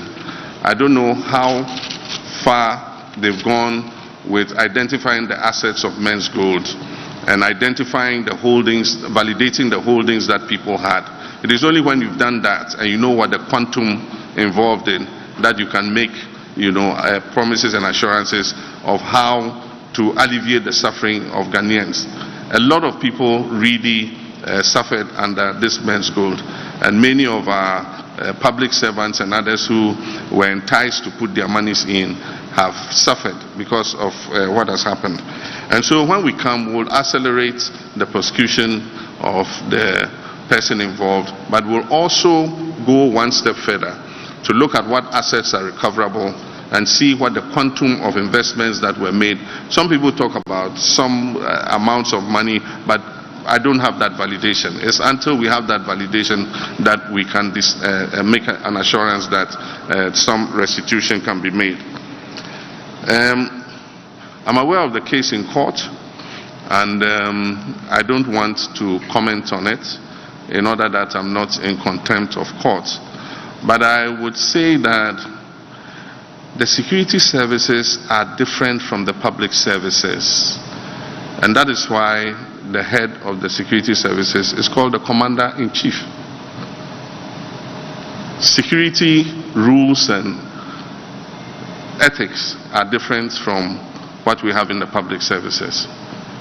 And so if you are a Commander-in-Chief and you cannot even change your guard, then change the Commander-in-Chief title. And so, without prejudicing what is going on in courts, let's see what the courts say. But I do believe that we should be able, if you ask me, I do believe that we should be able to put the right people in the right places at any time in order to ensure the safety of our republic. If you do happen to have a security chief who is not effective, and because we pass a judgment that the president cannot touch him, it affects the safety of the citizens. And when it comes to safety of the citizens, it is something that we must take seriously. If a public servant makes a mistake, the consequences are not immediate. But if a security chief makes a mistake and we lose a life or people suffer harm, the consequences are irreversible. And so we must look at everything that goes with it. But let's leave it to the wisdom of the courts to make a decision, and then we'll decide how we all go forward. Thank you very much. Thank you very much. I can see the 2019 Journalist of the Year, Samson Ladi Ayinene here. Go to, no. That side. He's in a red and black smoke.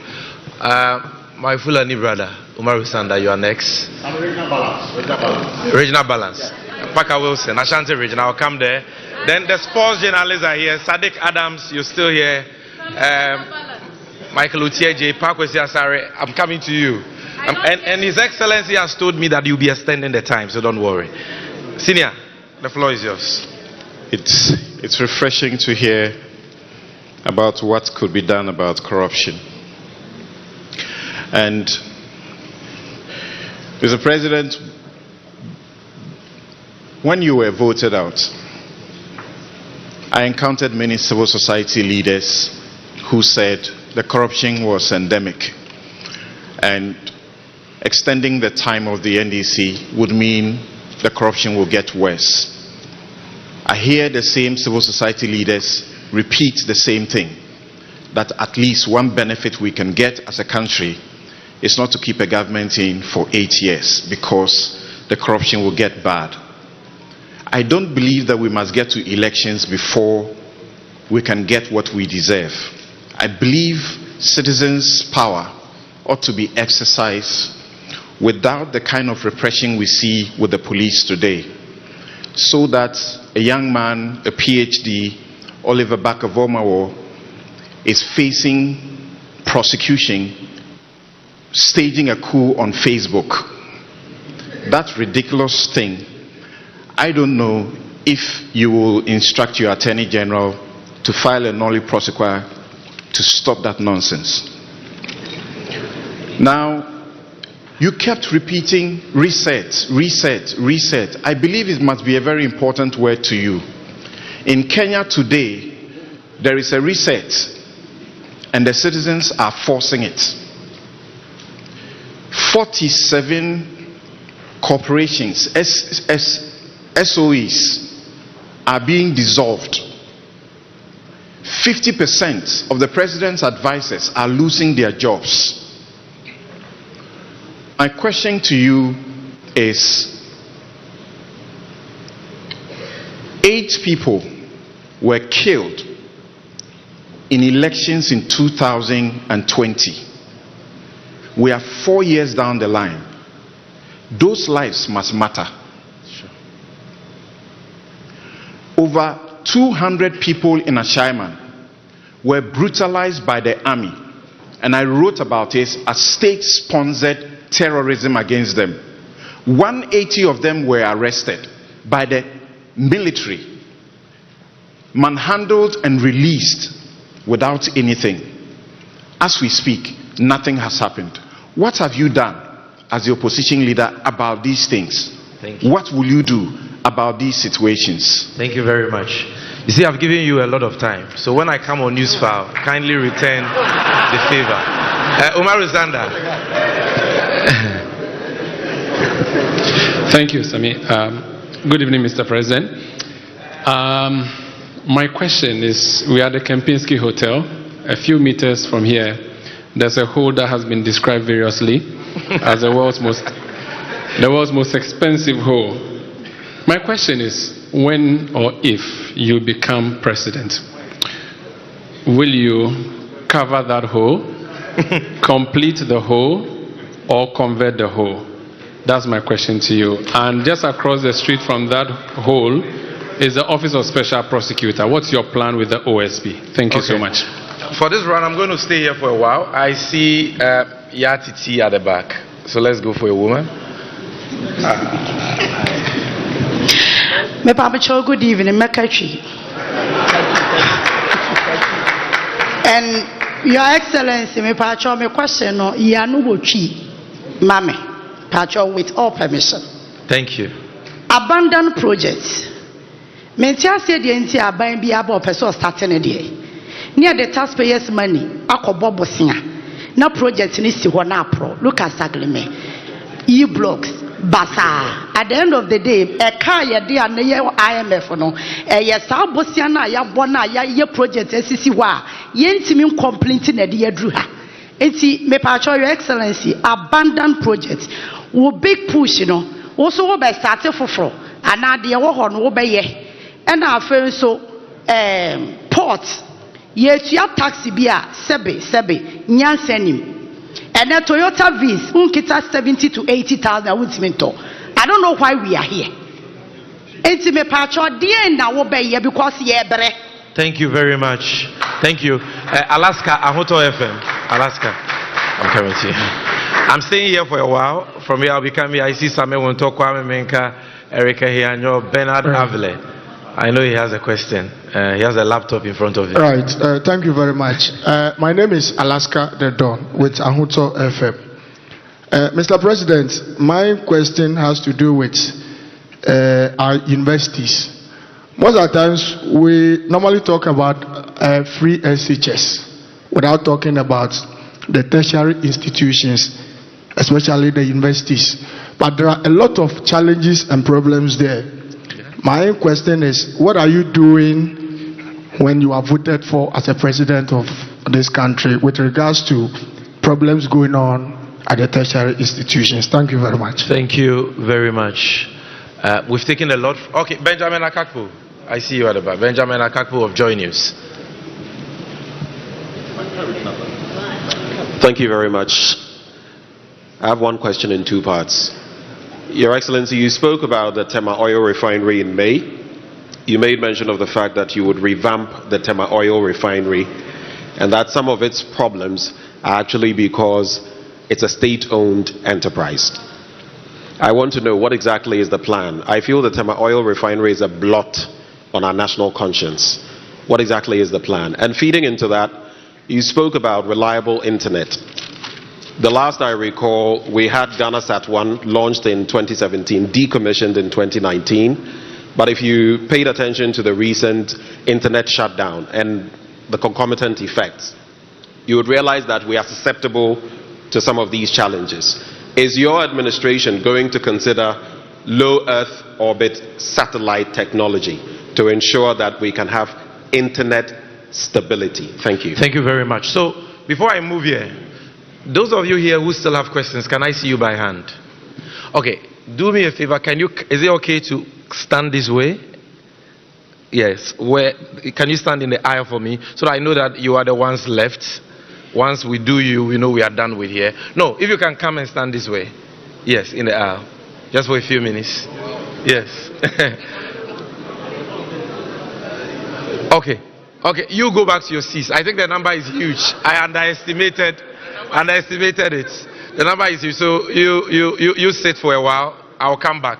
Let's go to Parker Wilson from Ashanti Region. Thank you very much, Sammy. Yes. In fact, thank you for recognizing the importance of regional balance. Thank you very much. Your Excellency, you spoke a lot about how you're going to deal with corruption when, of course, in your next government. But then your critics say you are only flexing muscles with the wind, because as an individual, you've been accused of your flirtation with the Airbus scandal. Okay. I want to know how you would respond to your critics when they say that your corruption activities led to the Airbus scandal. Thank you. Thank you very much. I'll take one last one, and that will bring the total to 7. Okay, another person from Ashanti Region, Ofori, from Mercury FM. Ashanti Region. Thank you very much, Sammy. Your Excellency, my name is Oforiata. I work with... Please, I'm the innocent one. I'm not the notorious one. Don't be scared at all. I'm not the notorious one.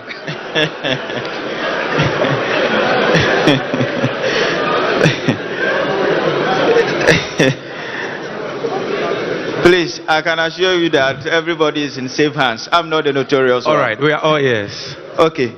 I work with a Class Media Group, specifically Kumasi FM and Adeshe FM in Kumasi.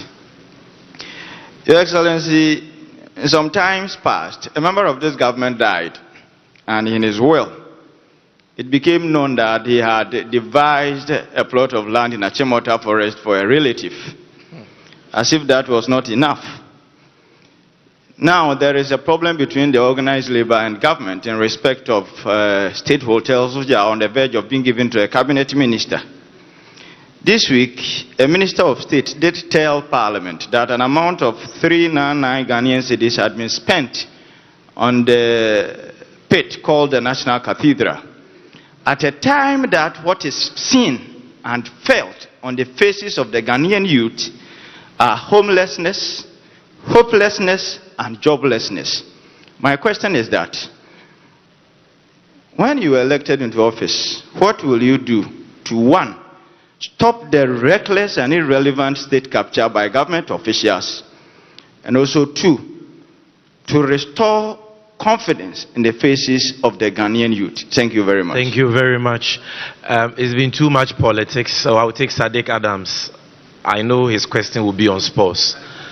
And His Excellency says he will be crisp with the answers for this round, so that's why I'm taking more. Yes. Thank you very much for the opportunity, and good evening, Mr. His Excellency, the former president. My question is, Sami said, on sports. As a nation that prides itself as a sports nation, we currently do not have any world-class or international Category A stadium in the whole of Ghana, despite millions of dollars sunk as creating infrastructure for the sports. What is Mr. President's vision in getting the best of infrastructure to unearth talent, and to tie that in with the 24-hour economy? We travel around and see that sports is a very massive part of nightlife in countries even in Africa, but Ghanaian sports is designed that after 6 p.m. we all go back to sleep because of the lack of facilities and other amenities to enhance the creation of jobs in the night for sports. What is, or how is the 24-hour economy designed I've heard from our great trade business. How will that capture and affect sports so that we have around the clock sports development and enhancements in the country? Thank you very much. Thank you very much. Your Excellency, the floor is yours, sir.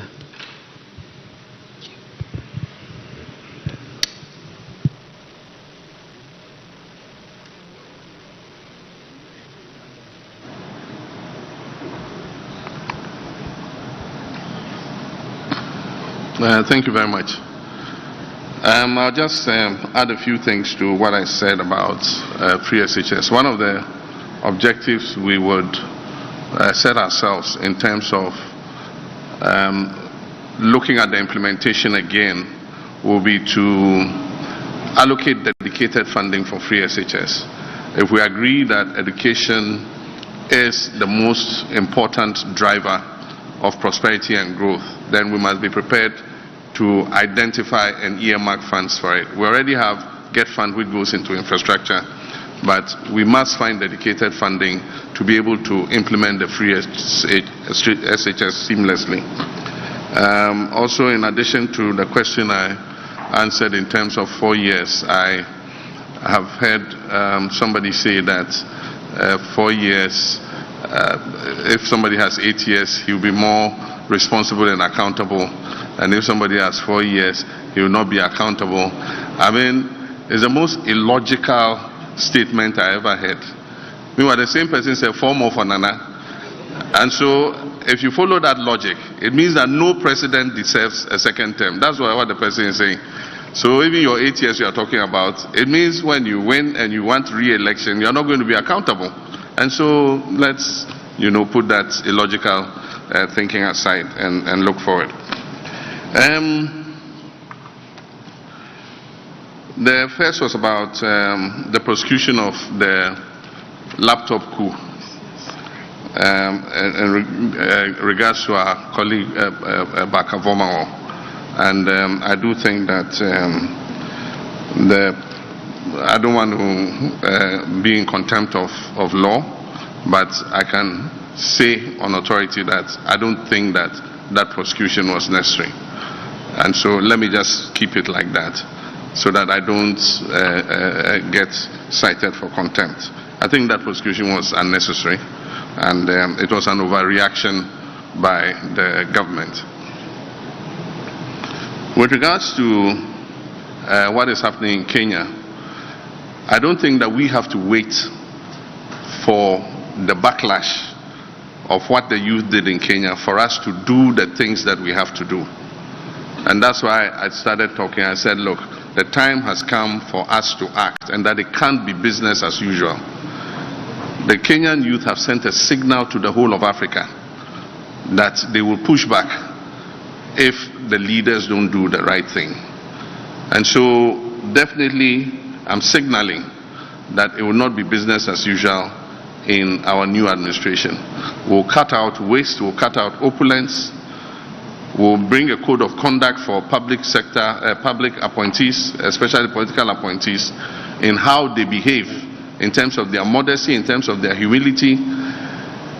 Your appointment to that office is an opportunity to serve.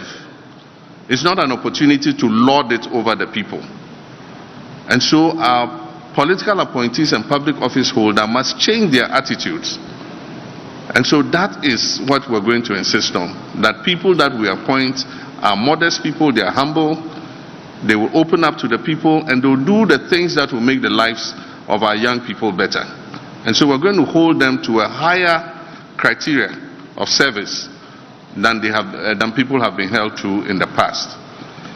And that's why I say, if you agree to serve, you must serve, and not have other side businesses and do other things. You must not go and buy state property. Anybody serving in my government will not be allowed to buy a state asset. Nobody serving in my government will buy a state asset. Vehicles or cars or buildings or land or anything, nobody serving in our government will be allowed to buy a state asset. With regards to the deaths, I have the same opinion as you. 8 of our citizens died for no reason. And our president has not even extended any recognition of what had happened. And no attempt has been made to investigate. I have said in several places that we'll investigate what happened and find out those culpable for those deaths. And aside from that, we'll compensate the families adequately on the loss of their loved ones. And it's not only the deaths during the election. You mentioned there are shaman brutalities. It shouldn't have happened. I mean, a soldier was killed, very unfortunate, by a group of armed robbers.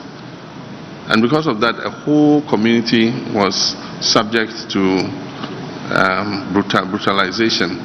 I don't think things like that, should happen in the 21st century. And so I put out a statement when it happened, condoling with the victims, and also asking the military to exercise patience. I believe that the military work in a very difficult environment. They are responsible for our safety and security.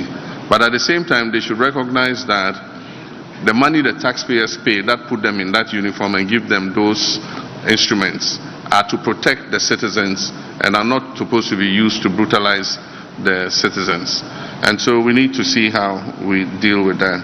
Ayawaso West Wuogon, a whole commission of inquiry was set up.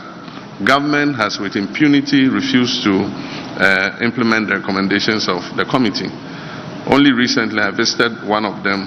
He was a footballer. He is unable to go back to work or do anything because of the infirmity in his leg.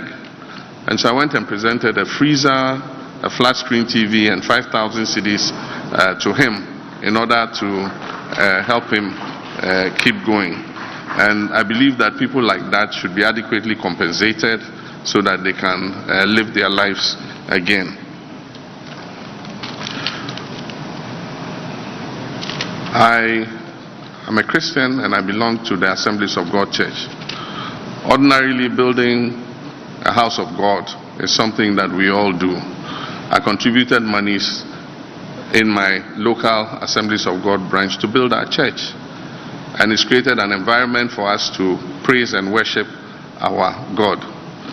But I don't condone stealing in the name of God.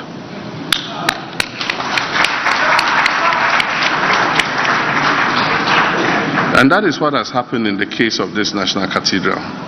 It is instructive that members of the Board of Trustees, some of the members of the Board of Trustees have resigned, and they have called for a forensic audit of the National Cathedral. I'm not saying it.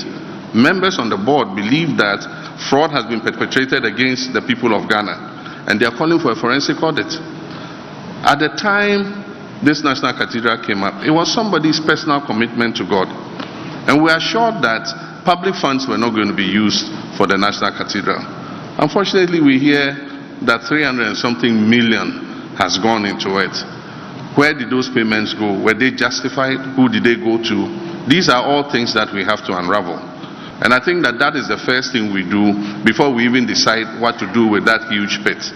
And so first, let's investigate and do a forensic audit.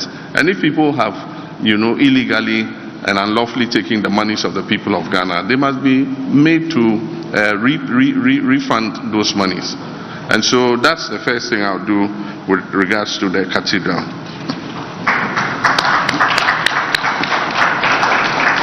Yati Timidase, say, question I was saying, where idea may no, ewo baby bebre, mesomeka say, adia ye se aban eba na ehyasie ene mpuntunjuma e wo bibi bebre e bia market na school na hospital wo be se aban foforo ba na e kire se omu dwen se omu disika hyimu a credit no ebekọ aban dada ne nchen enti no mo twegu na omu ankasa omu akọhye omu de ase na meka se nyame ya adom ne e ba sika ye wo ye di behwe saa mpuntunjuma ne bebre aka a kire se ye twegu na ye di yesika hyemu ne etimi ewie saa njuma no asa ne ya hya ase ene foforo And to make a set district be a inventory of all projects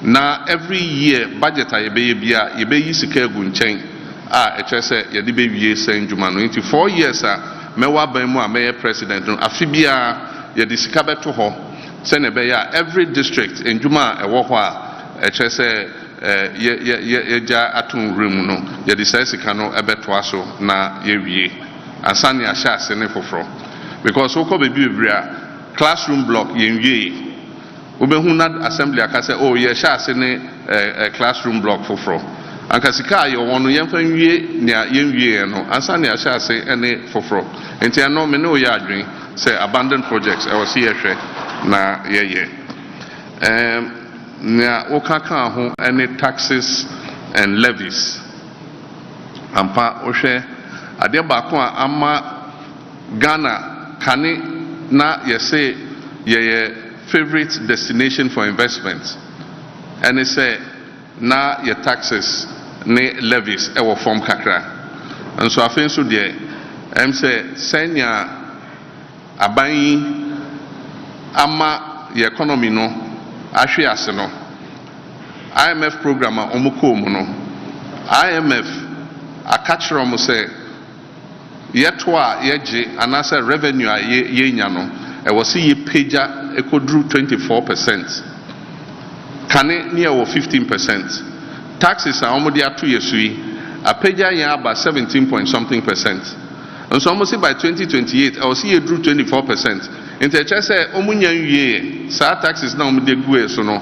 Enya endru pempenswa yebeka say omwe enti na now mpese omode VAT eto electricity so. That was one of the reasons. And so enya say TU se mo ekotia anka by now electricity bill bia anka VAT edaso yenkwa ni oman a ewo wiase ha nyina a echese yare aba eko a yeji yeto efa sa yare no covid levy covid aba eko China bibia covid efrimpo yenji omo covid levy nso Ghana kwa na yeje covid levy enti sa nyoma no wo hwe emissions tax any sa taxes ni na eyeto a aban editor ye so as a result of IMF agreement omoye enti na obi ka say oh me ba metwa eto no mu wo aban no mu sesia so obetimi etwa to no mu a hyase natwa namato eto no mba from ne ehu men ka say o montoma miansa me ba sa eto yi me ye firi ho enti nia wo ka no ne no kre no one of the things I ben say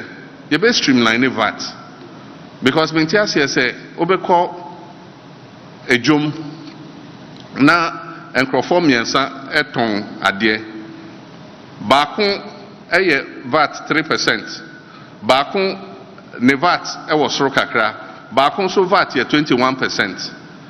Meanwhile omunyina the same customers enti say me ba o ho na obeje me VAT 21% a meko ne obeje me 3% no. And you see a streamlining so that traders will pay the same rate in terms of value added tax. I feel so port send your kind Toyota Vitz. Edano mini guta foshia me fa an example of car beer ubia import and me kind levies and taxes also. About 23 levies and taxes. Say what has a duty any san your manner and no you harmonized ECOWAS tariffs into duty no want to mean but the problem the levies and port charges are illegal.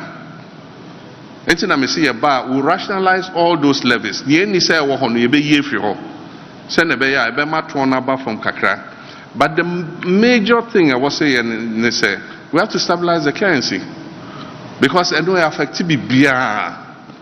One of the reasons Ankrofo Esu and they said this week ubeko na currency no yesi Bank of Ghana say currency no exchange rate ni say into that one on the bejo port the next week ubeko na CD a free ebia 14 about 15 into that one na obetua in CDs no na say a cost into one of the priorities of government will be to stabilize the currency and stabilize the economy senebeya obia asombejo no Enti emse emoya memano no. Universities, what are we going to do about tertiary educational institutions?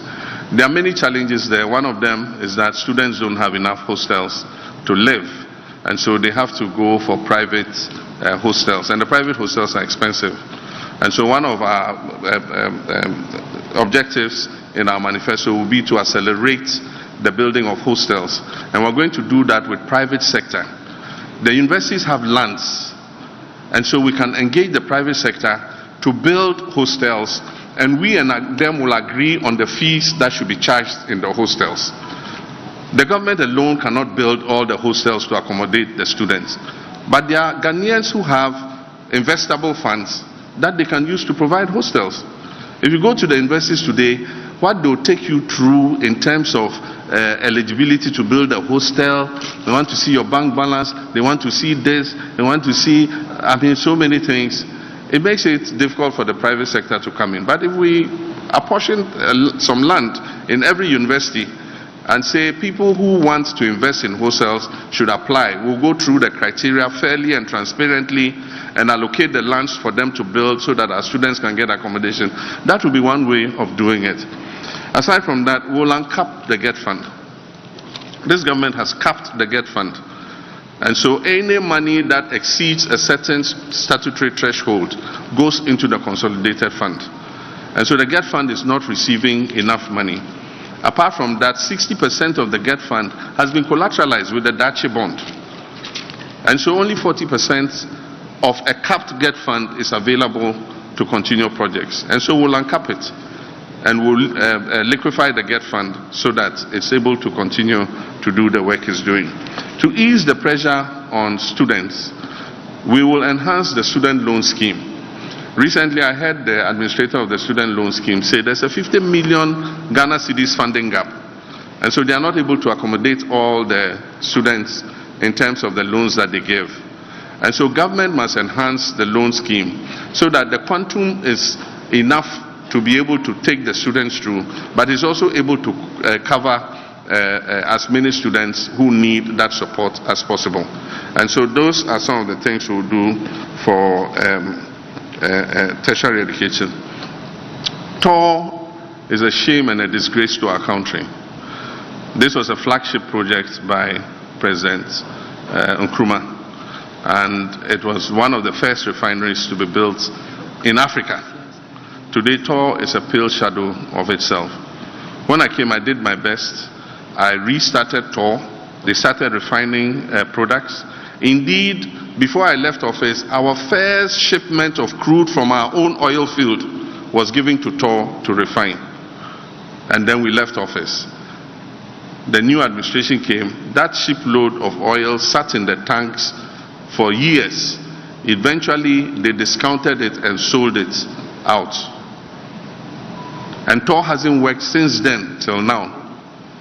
All TOR is surviving on is the revenue it gets from the single buoy mooring facility that offloads petroleum products and their storage tanks. That's all. Aside from that, the refinery has not been working for almost more than 6 years of this government's administration. And so when I say we'll come and we'll revamp TOR, it's because it is an important industry for the growth of Tema. It's an important industry for the prosperity of Tema. And there are a lot of young people who can find jobs with a refinery that is working. And so we'll strategically work with any strategic partners who are available to revamp the refinery and even expand it. TOR has extra land to accommodate even another refinery. And so if we have people who are ready to invest with us, we would let them come on board. We will have a stake. They also will have a stake. And they will not only revamp TOR, but if they can even build an additional refinery to increase the capacity of TOR, it will be a good thing. It will provide employment, and it will also make the cost of our petroleum products more predictable. Because if we are refining the crude oil ourselves, we can lower the cost of petroleum products. But if we are importing from outside, we must accept whatever price we get on the international market. Fiber cuts. Yes, optic fiber got cut and the internet was disrupted. We have several submarine cables that provide service to Ghana. We don't know exactly what happened, but there was an undersea cut that affected the cables. And so they've been repaired now, and so we can have connectivity. But luckily, technology is always progressing. And so the cost of satellite internet has come down. And due to Elon Musk and his Starlink and other such producers, you can buy a Starlink dish and get internet connectivity. And so it gives us a quantum leap to be able to send internet connectivity to places that we didn't dream of before. And so in our schools, in our government offices and other places, we can go and put these satellite dishes there and give them instant connectivity. And the rates are quite affordable. And so many private people have even started using satellite internet. And so the technology gives us more possibilities to create universal access in our country. We even have domestic fiber cuts. When they're doing road construction, they cut the fiber links. And so we also must be careful how we protect the fiber that we have. Let's see what else. I think we are done. Achimota Forest. Achimota Forest and Airbus. Yeah, Achimota Forest. Yes, sir. I mean, a lot of allegations were thrown against me. I've been out of office for 7 years and 7 months. You think that if this government had anything they could stand on with how they hate my persona, they would not have prosecuted me for it. Airbus, the president referred it to the OSP, and the OSP is supposed to investigate it. You don't expect me to investigate myself.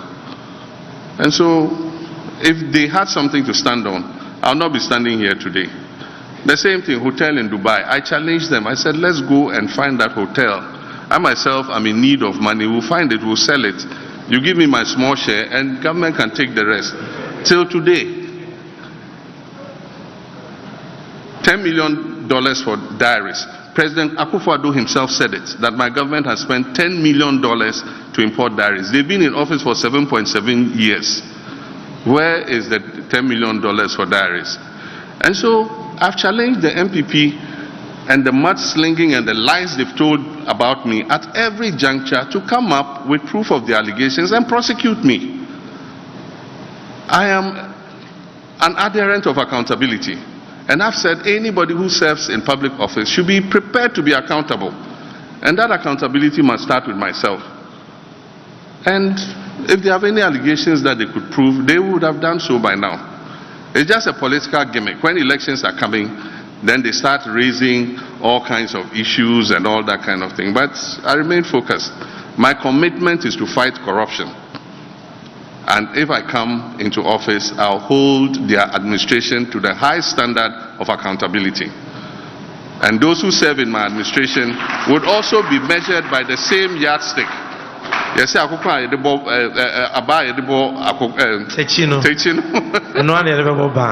you. And then Achimota Forest and looting of state lands and others. I've said that no person who accepts to serve in my administration will be allowed to buy any state assets. When you finish serving and you go and you want to do whatever, it's your palaver. But as long as you are an appointee under my administration, buildings, lands, vehicles that belong to the state, you are not going to be allowed to buy or invest in any state asset. Thank you. Thank you very much, Your Excellency. So, ladies and gentlemen, you will agree with me that time is fast spent. I can only do one last round, and we will call it a day. But His Excellency has told me to assure you that we are going to have this media encounter again very soon. Sir, that is right, right? So we're going to have the last round because, and so after this round, His Excellency will give you the answers. We will do the vote of thanks and the closing prayer. But I would like to appeal to all of us to remain in our positions. My sister, the spokesperson before His Excellency Joyce Muktari Bawa has an important announcement for all of us, which we don't want to go out. So that is what is going to happen. Now I see, okay, I see Captain Smart. I'll come here. I'll come here. Captain Smart, Captain Kojo Smart. Is he here? I'm here. Yeah. He is in the middle lane. Yes. I'm here. Bernard, I'm coming to you. Yes, so Captain. Sami Medase. Your Excellency, my person, my country. The Edikan is a Fourth Republic, Yehun Rawlins, Yehun Kufuor, Yehun Professor Mills, Wa Yehun Da, Abediman Penny, Yehun Nanda Nebuchadnezzar, and the Ohoyina. It sounds like Yenti Bibi Fufrubia. I say, you who know your son could dear chili, the nana. What can I say? Then Pana at the Fufra. We second coming, no. Who may say Ghana for you, ye dear tree, near to Abamau. Thank you very much. Oh, try answer Chikewu, last one, for we so. Pacho, what can say? What be mu for no? Ubia and talk Ghana Japade. Na one who says here on what to no. Obey one day. Na fe banks na eguno. Uba what they want license na be ma one na say one farm ma ho. Medase. Thank you. Kojo Yankson. I see somebody here. Kojo Yankson. I'm coming. Thank you. Do that. Your Excellency, if I may say, this is a very good idea, and I hope you do stick to your promise to keep having such events. My question: if you win in December, do you still intend to grant an amnesty to the repentant galamseyers? All right, thank you. Kwesi Asare, you've had your hand up for a long time. Kwesi Asare.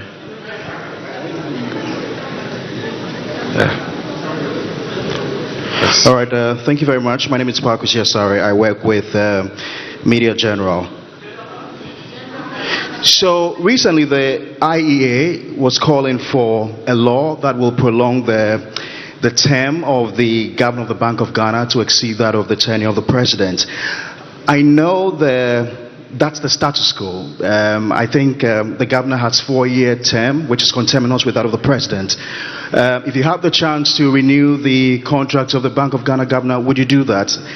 And you had severally called for a cabinet reshuffle. You had asked the president, Nana Addo Dankwa Akufo-Addo, to reshuffle his finance minister. He did that, and you never applauded him. Why? Thank you very much. Bernard Avile. We come here.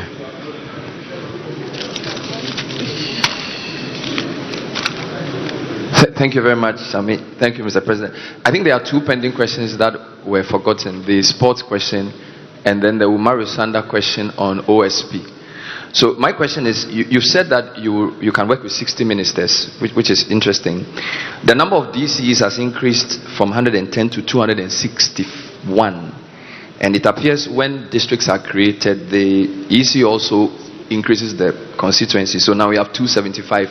Those are also arms of government that are expensive. Now, while this is happening, the AMA had 9 districts created out of it in 2018 to 2019. So we are increasing districts.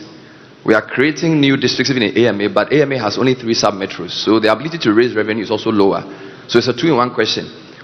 Are we going to stop at 261 districts, 275 constituencies, cutting cost? And within that same question, the issue of AMA becoming only 3 sub-metros, they can't raise enough revenue. So it's difficult to manage the city. You've spoken about building a new capital. Does that mean Accra is a lost cause? Thank you very much. Charles Okran of Daily Graphic. Charles Okran of Daily Graphic. Yes. Good evening, Your Excellency. Please, we've heard you talk about a lot of programs and policies, but we find ourselves under a very watertight IMF policy. Under a John Jane administration, would you would you ask for a review of the IMF program with us? Thank you. All right, bring the microphone to the front bench. There is a lady here who has a question. It's important. Yeah. Thank you so much. Finally, on behalf of the women, I was about to start a gender protest, but thank you, Sami. Your Excellency, good evening, and thank you for your time. My name is Nwong Falong. I've heard you outline certain intentions towards gender equality. What I have not heard is the Affirmative Action Bill, which we believe is a critical accelerator towards gender equality. Do you have specific, targeted, special commitments towards the Affirmative Action Bill? I can see Shamima Muslim smiling. Thank you. Kamini, I was told that you had a question. Kamini of TV3. Gender balance. I think is she at the back? Let's give more female. Yes. Okay. Your friend is about the general election. 2016, Your Excellency, midnight after 7 December, Madam Charlotte said, announced say almost system no. Ya hacking into their system. And then 2020 general election, so till today. MCB6 results in Electoral Commission, Madam James announced the specific one, and now the Dankwa Kufado Edi winning 2020 general election. So sometimes no anchor for Ebisa say, Otu Abano Kra, it will be difficult for NDC to protect our vote. Thank you very much. Randia Haji, you've had your hand up for a long time. Randia Haji. And then we take one last one. I'm very sorry that. All right, thank you. My name is Randia Haji, Wezo TV. Mr. President, it's been 6 years now the whole airport was completed. It's in a sorry state, I must say. The last time we had a commercial flight there was in 2022. And per my checks, we have spent close to a little over 2 million Ghana cedis in terms of maintenance in the last 2 years. Yet, the place can be best described as a white elephant. Mr. President, what will you do in your next administration to ensure that the whole airport gets some revitalization? Thank you very much. Kwame Usudanso, the gentleman in black, will have the last one for this round. I'll defer to my colleague. I think my question has been asked already. Thank you. All right. So then let's go to the far end. Let's go. The lady, Rebecca. Yes, you've had your hand up for a long time. Thank you very much, Sami. My name is Rebecca Iwa. Your Excellency, please, should you win the 2024 election, what will be the measure that you will put in place to ensure that the people of Adan get their livelihoods back? I'm talking in relation to the issue where a single investor has been giving the whole Songo Lagoon and the people are deprived of their livelihoods and their brutalities, and freedom of the press is under attack. What exactly would you do to protect our natural resource should you come into power? Thank you very much. This brings us to the end of the questions segment. His Excellency will give us the last round of answers and then we shall wrap up. But sir, first, you have a question on sports from Sadiq Adams, which skipped you. So if you could start with that.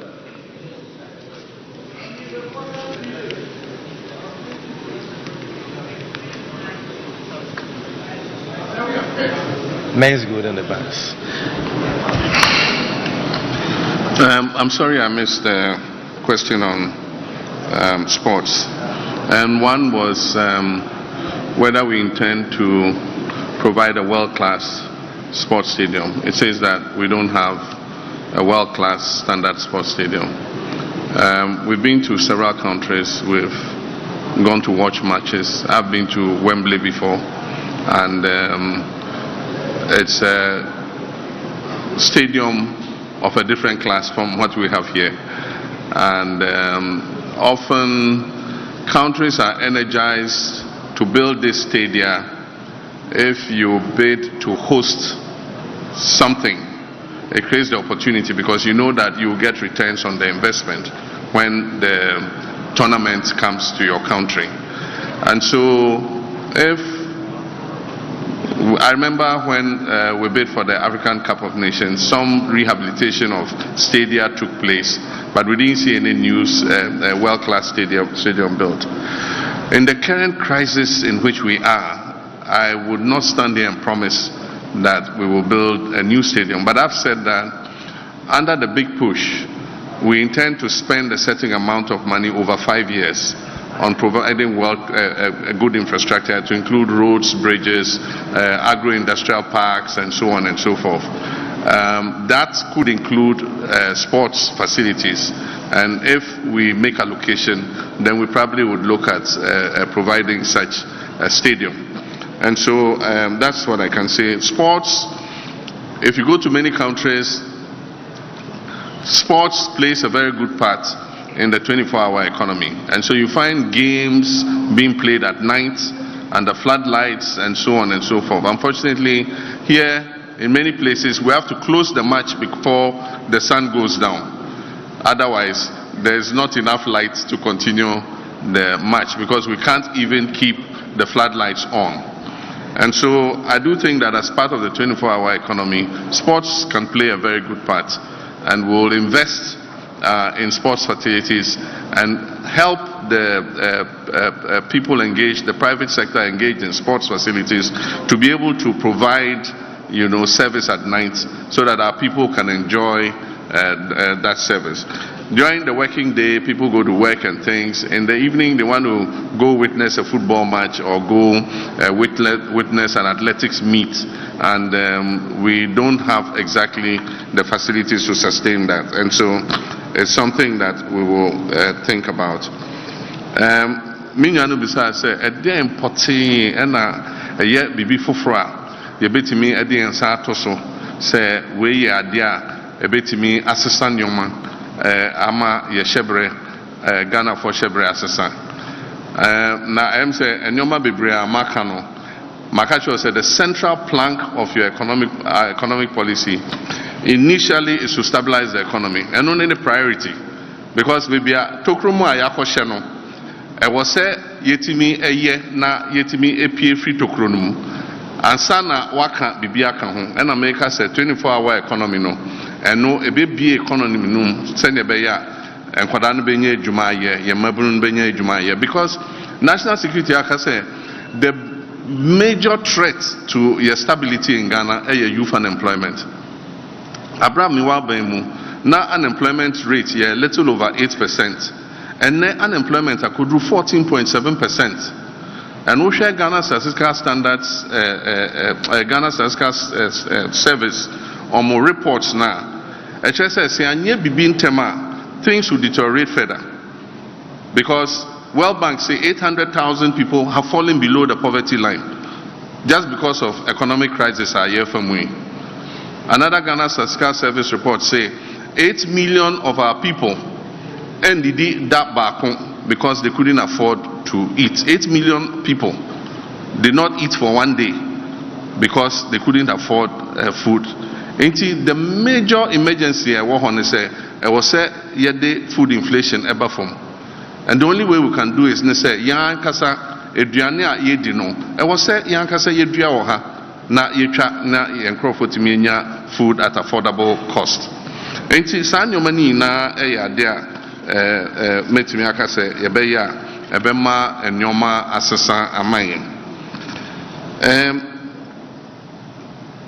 Na osan bisa say yaba nyoma enkrofo afa anase omawia chese eye oman ne japade a omonkwa afa no ye be ne den em se maka wo bebi bebre nanu ya mekola na lafo no omusu because omasasi bebre a abanje ye se ede ye bibi ene maye mo adwen se mo mfa nye biom na emra ne kire se wo se wo mfa nye wo mfa asase ne nye ade a wo gi ye nti unfa nye bioma e wo se uma asase no esan kọ nia ode asase no ma o ene ye ka say la wireless me ka say president Kufo FAB 40% EDC African Union Village, because now yeah African Union Summit or her.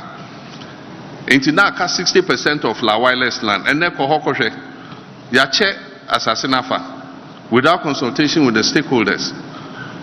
Make I say, Abra Professor Mills by International Students Hostel near Chedi in Afa. Professor Mills by or just assassin back, and then a honor foreign ministry, AC, assassin also na foreign ministry. Ain't he say, Wafa Abaya Japadie, or Quanswa, Emrano Empenia, Yebesa are repossessing on behalf of the people of Ghana. And you know a commitment, I just say, may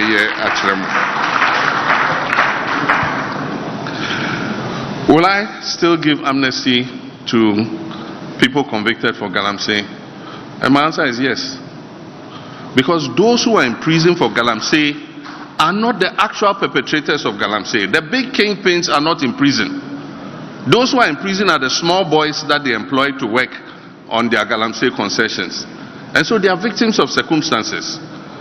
And so if we are coming with a new fight against Galamsey, let's start by giving them amnesty. Let's bring them out, reform them, and do the things that will make them not go and do what they've done again. If somebody must be in prison, it's those district chief executives and ministers and others who are doing the Galamsey, not the people they are employing. The term of Bank of Ghana governor used to overlap the political season. It's a 4-year contract, but it depends on when the governor is appointed. And so if you remember, the last governor who was the governor in my time was Governor Isaku Nashiru. When I left office, Nashiru's term was still running. It was the same with Governor Akwa. His term overlapped government. It is only when Nashiru was forced to resign and a new governor was appointed that the term is becoming conterminous with the political season. But otherwise, really, it just says you have a 4-year contract. After 4-year contract after 4 years, the contract is renewable. And so if a government comes into office and your contract has not expired, you continue as governor.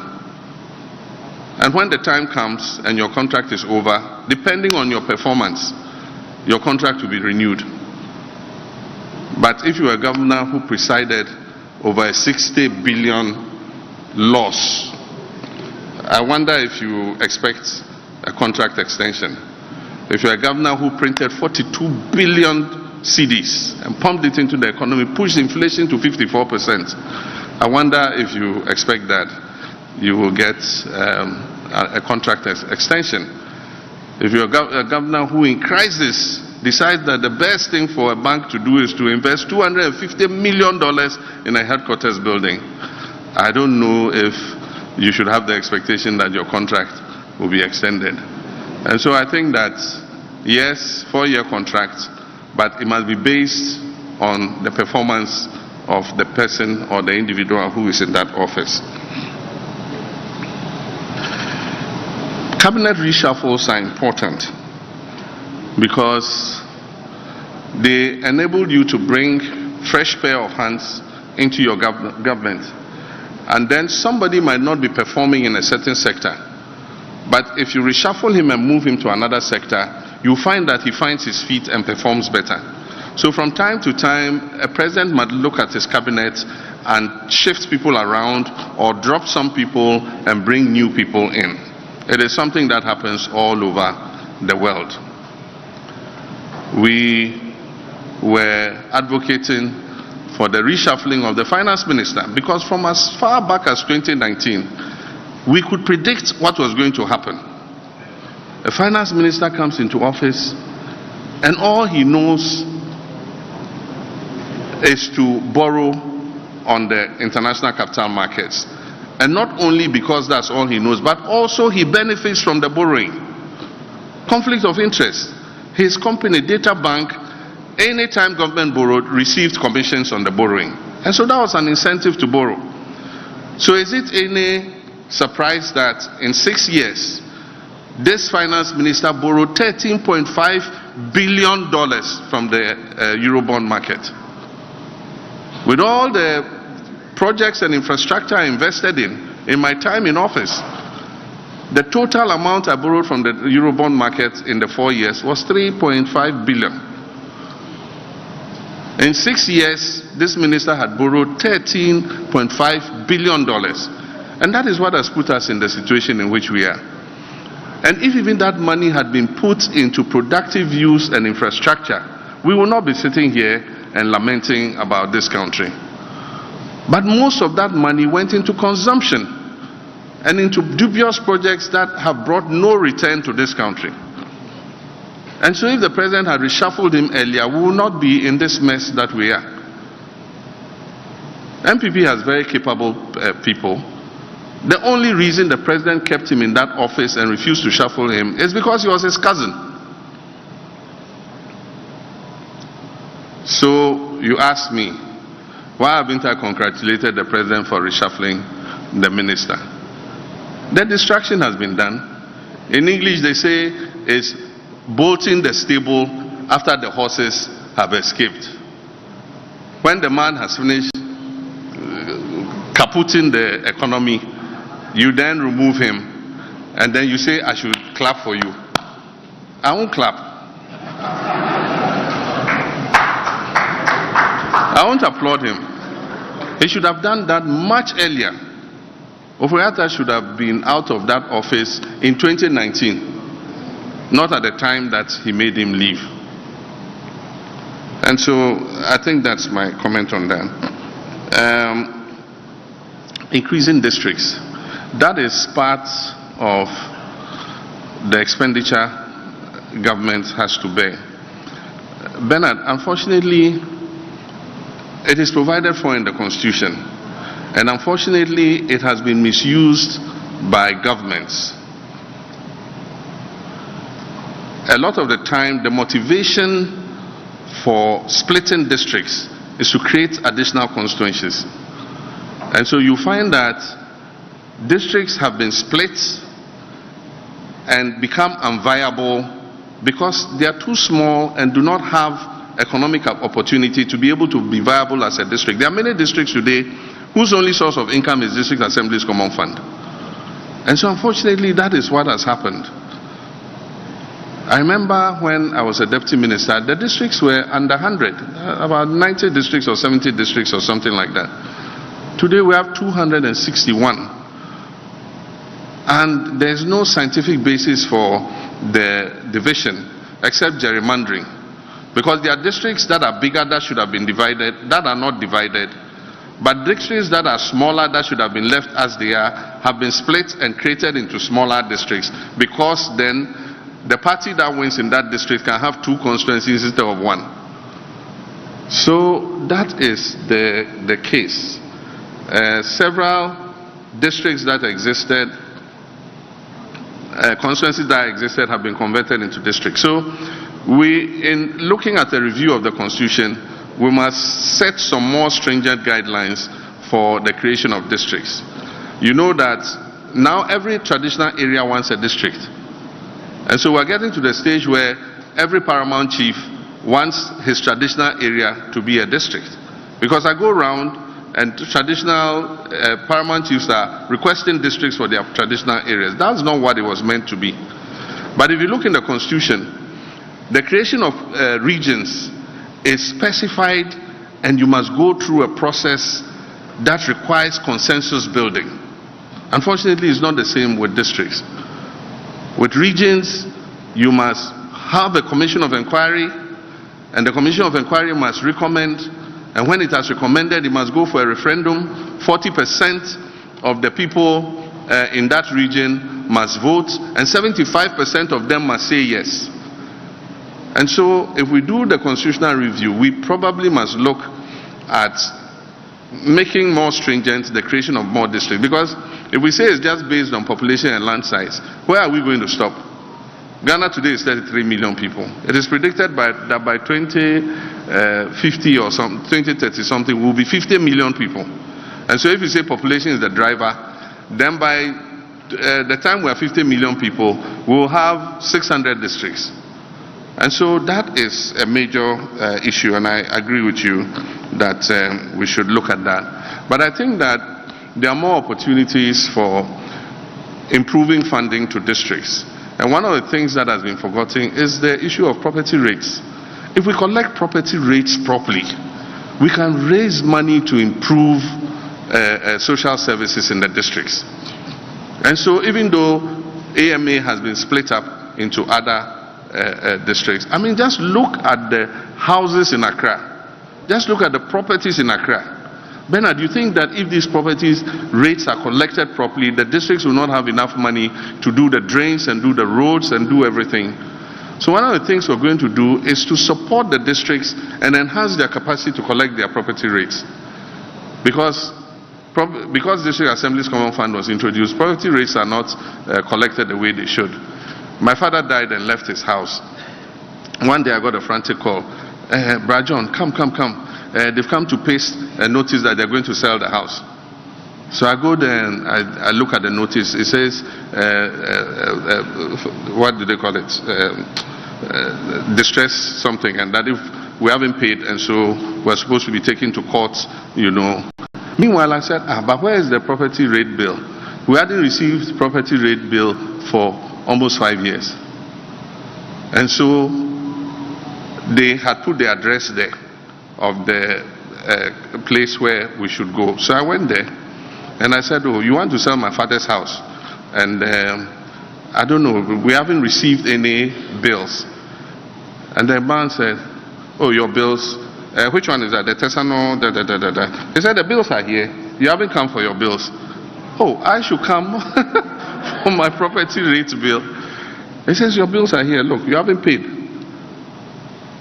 Of course, I don't want them to sell my father's house. So I collected the bills and I wrote a check for them. And that ended the story. But I'm saying that we must support the assemblies to be able to give out the bills timeously and collect the money. And we must value those properties properly. I mean, some of those properties, if you charge 5,000 cedis a year, I mean, they'll be willing to pay because the value of the house is worth millions. And so that could be a new source of funding for district assemblies.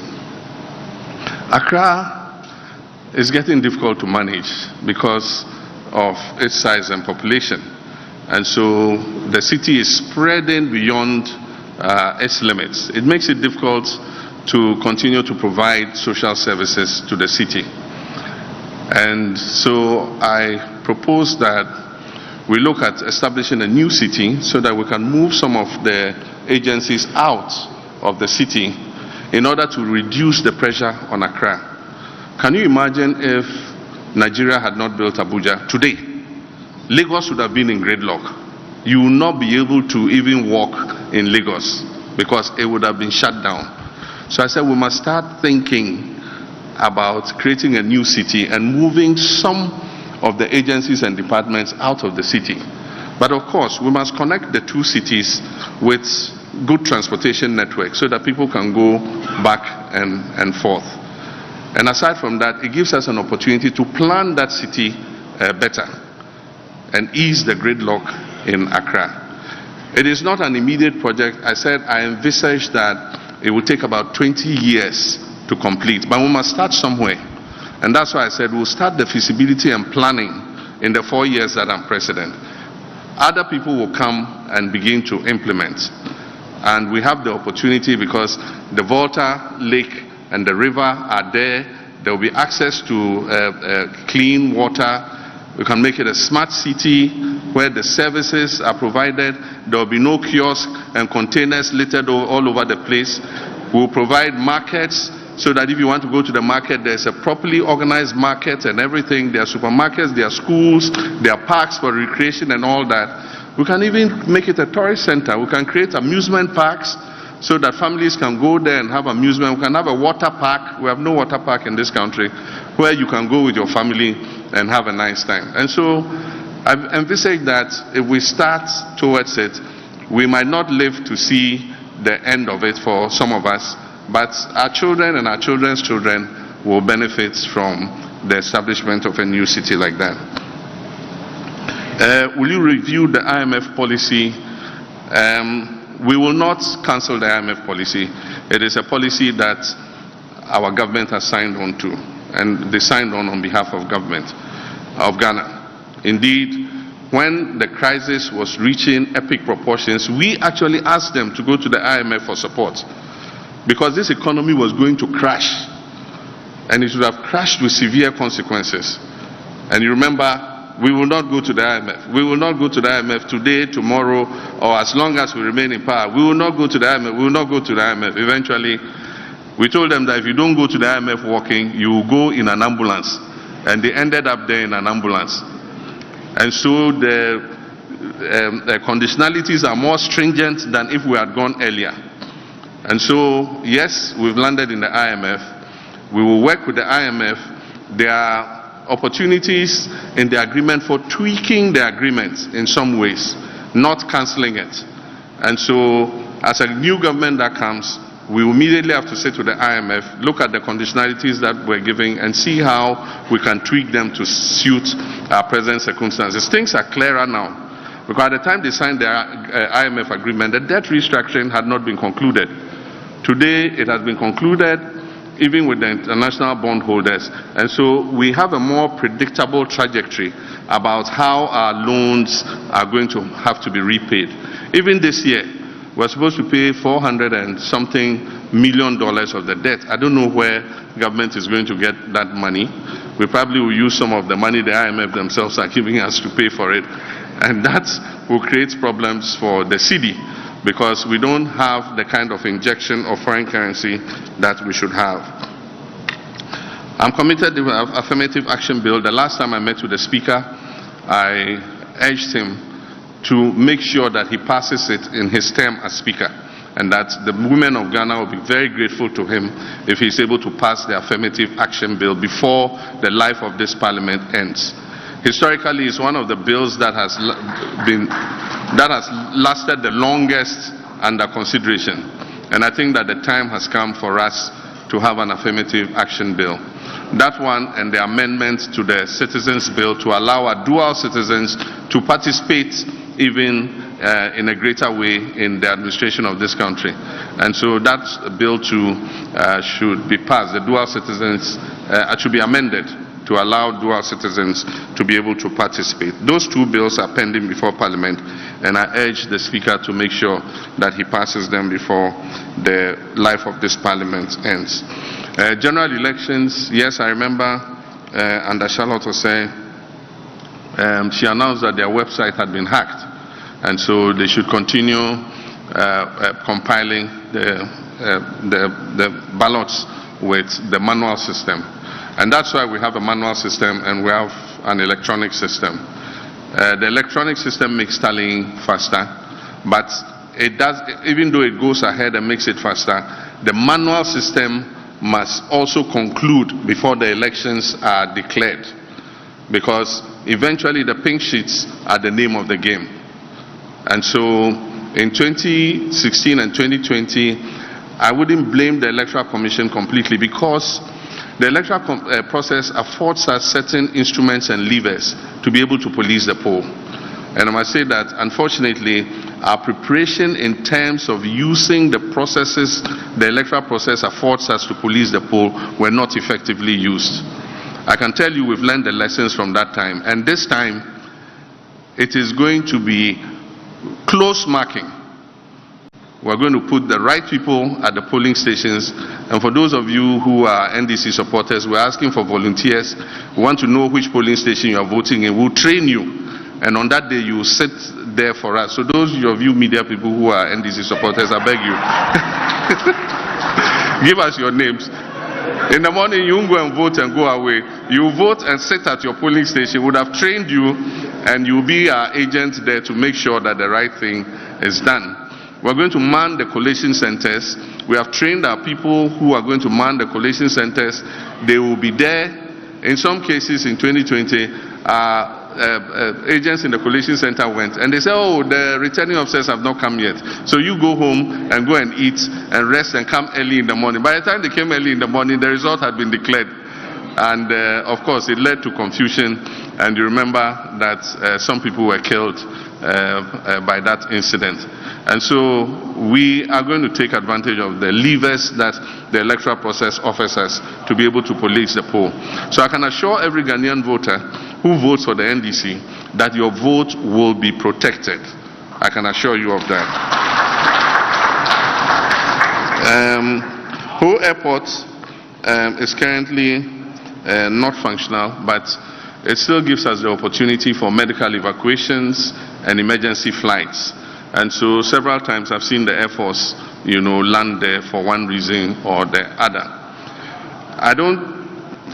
Unfortunately, Passion Air started flights into Ho, but the demand was sluggish, and I'm told that on one flight they had only a single passenger. And so it was not sustainable at the time. But I don't think we should give up. I think that commercial flights will resume to Ho if people see that time is precious, and instead of driving that length of time, 3 hours to Volta region, you probably are better off just flying 20 minutes and arriving on time. And so I do think some things can be done. But I also know that a group is intending to set up a pilot training school at the Ho Airport of international standard and bring student pilots from all over Africa and Ghanaian students to train as pilots. That would be a useful use of the airport. There are many ancillary activities that we can do, like aircraft maintenance. We can put aircraft hangars there so that aircrafts that need maintenance can come there and maintain. And so it will still be a useful facility, and we will encourage the private sector to make use of it. After all, we've built the facility, and so we just have to encourage and entice the private sector to take advantage of it. And the final question was on Ada Songo Lagoon. I don't know the processes that were used for the award of that concession, but I think that is something worth looking at. I know that there was resistance from the people, and a journalist in the local media station was brutalized and harassed, and I hear he eventually died. And so it's something that we should look at. What processes were used? What is the effect of on the livelihoods of the people? Because that has been a very controversial issue.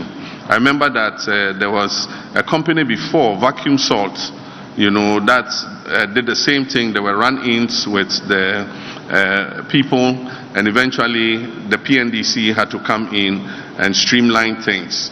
So I really don't know what has happened in this case, but of course if we come, we'll take a look at it and see what amelioration is possible in that regard. When I spoke about taxes, I was told that I was not very clear. There are some nuisance taxes. I thought that when I mentioned COVID levy, you would all have assumed that I said we'll take the COVID levy off. We are the only country that is still punishing our people for a pandemic that has passed. And so I think that there are other revenue sources that we can use other than the COVID levy. Aside from that e-levy, with all the noise that was made, the revenue that is coming in is 1 billion cedis. And why would you punish people who want to use electronic means of payment only to bring in 1 billion cedis and prevent them from doing so? And it hasn't brought in the required cash because Ghanaians are cashing out. Because why should I go and use Momo to pay? I pay a 1% transaction fee, then I pay another 1.5% COVID levy. So I pay 2.5%. But my colleague who uses cash to pay does not pay any tax. And so I'll also cash out the money from my Momo wallet, and I'll go and buy what I want. And that is why e-levy is not performing.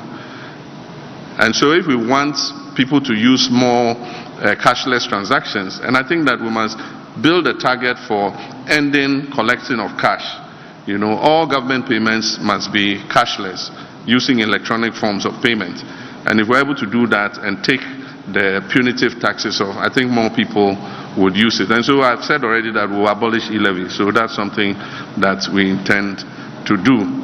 And so the nuisance taxes, we will take them off. And apart from that, like I said, we'll streamline the taxes And we'll make sure that we're able to spread the tax net. We've always talked about it, but this is the time for us to take action. The other time I was wondering, I have a house, people come and service my air conditioners. If there's an electrical fault, somebody comes and repairs it. A plumber comes if there's a fault with the plumbing system and all that. And it's a cash economy. I pay them with cash.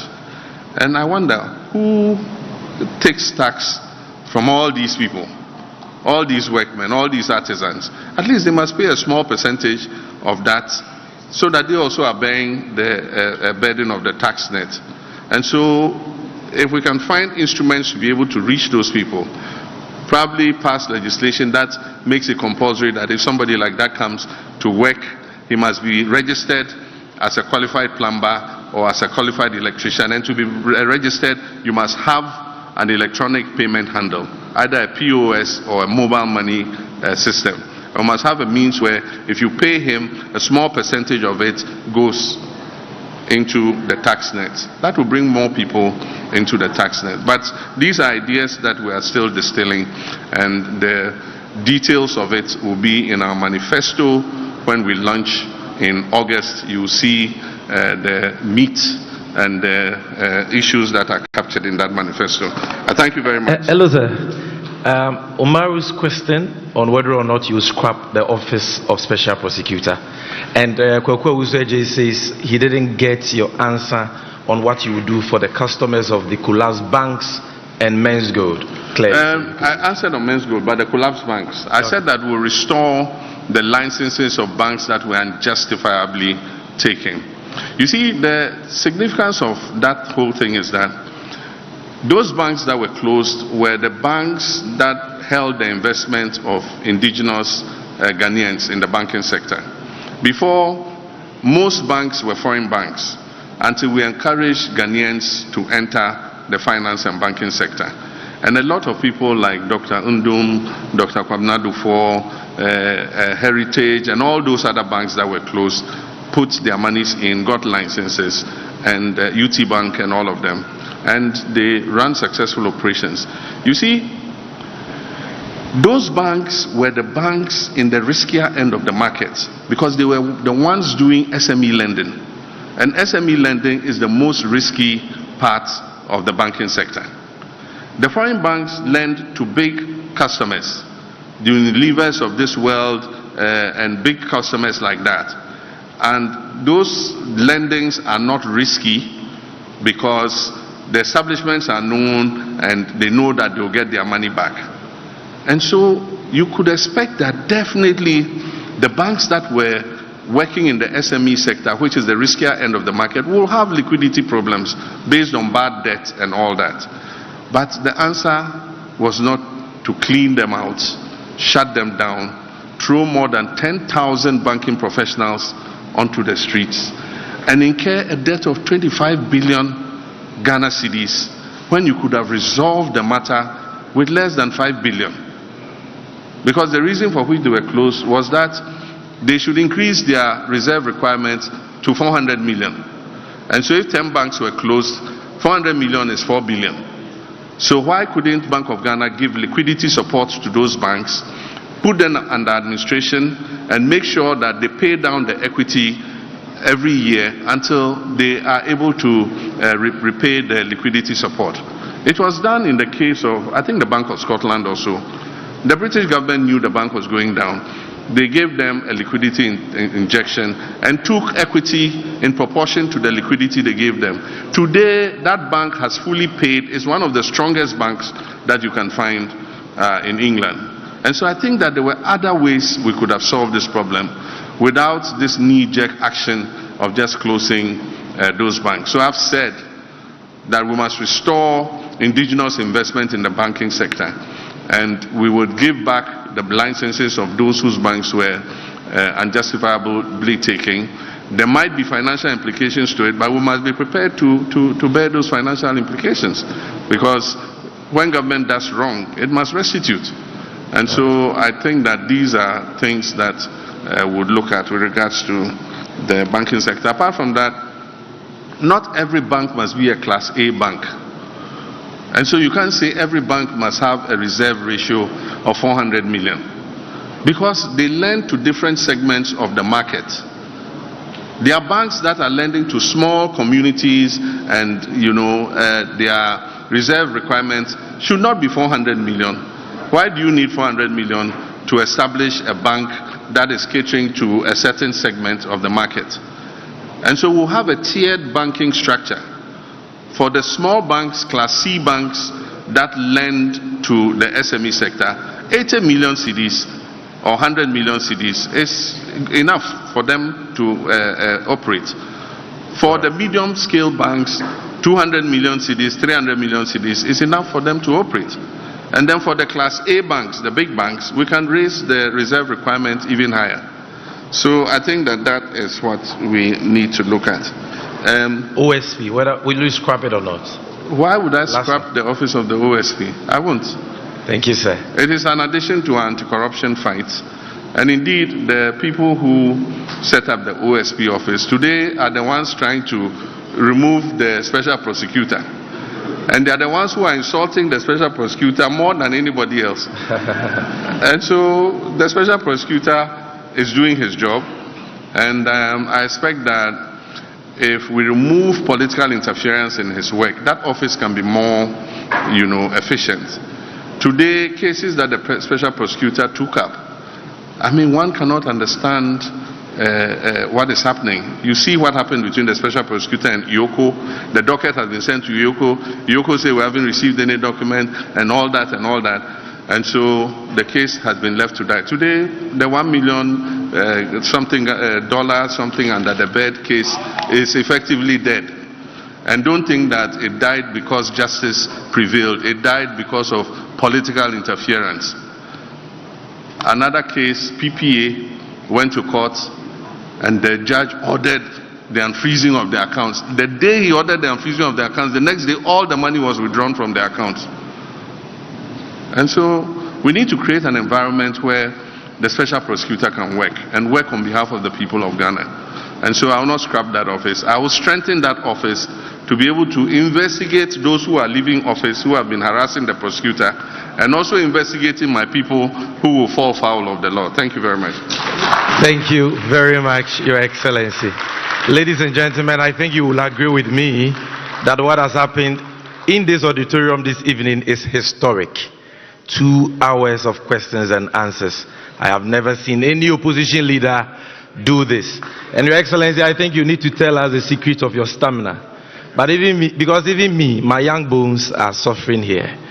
Thank you very much for what you've done for us. Now, ladies and gentlemen, my job is done.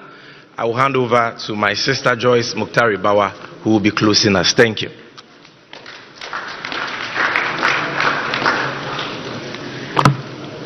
Thank you very, very much, everybody. Thank you to our distinguished guests, ladies and gentlemen, our friends from the media, event PR, our fantastic ladies and gentlemen from the greatest political party in the history of this country, the National Democratic Congress. And of course, to our lovely, amazing, accomplished running mate, Professor Nana Jane Opoku-Agyeman. Thank you so much for making time to join us this evening. And yes, to all the cameramen, to the JM bloggers, and all you wonderful people who have made the last 3 hours such an illuminating experience. We are indeed very grateful. To my boss, my favorite gentleman, affable, kind, warm, knowledgeable, full of wisdom. Thank you so much for the enthusiasm, for your energy, sir. And yes, for responding to each and every question that you received tonight. And hopefully, all of our brothers and sisters here will indeed put you to strict proof tomorrow morning as the clock starts and everybody starts to ask questions. We will all be available to answer any other questions you have and whatever clarifications you seek. So on behalf of all of us here at the NDC, at the Office of the Flag Bearer, I bid you all safe journeys to your homes and Godspeed, and to say that we are very, very grateful to you, each and every one of you, for making the time. So yes, I think that it's still my responsibility to say a very short closing prayer. So may I ask all of us to please rise up to express our gratitude to God.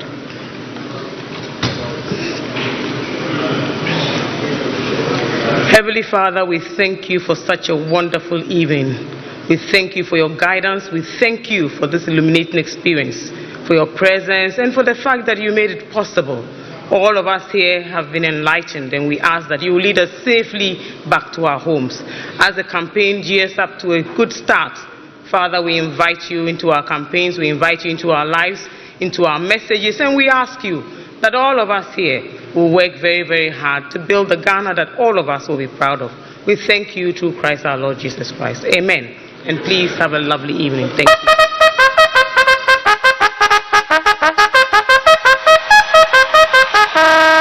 Ghana, attention!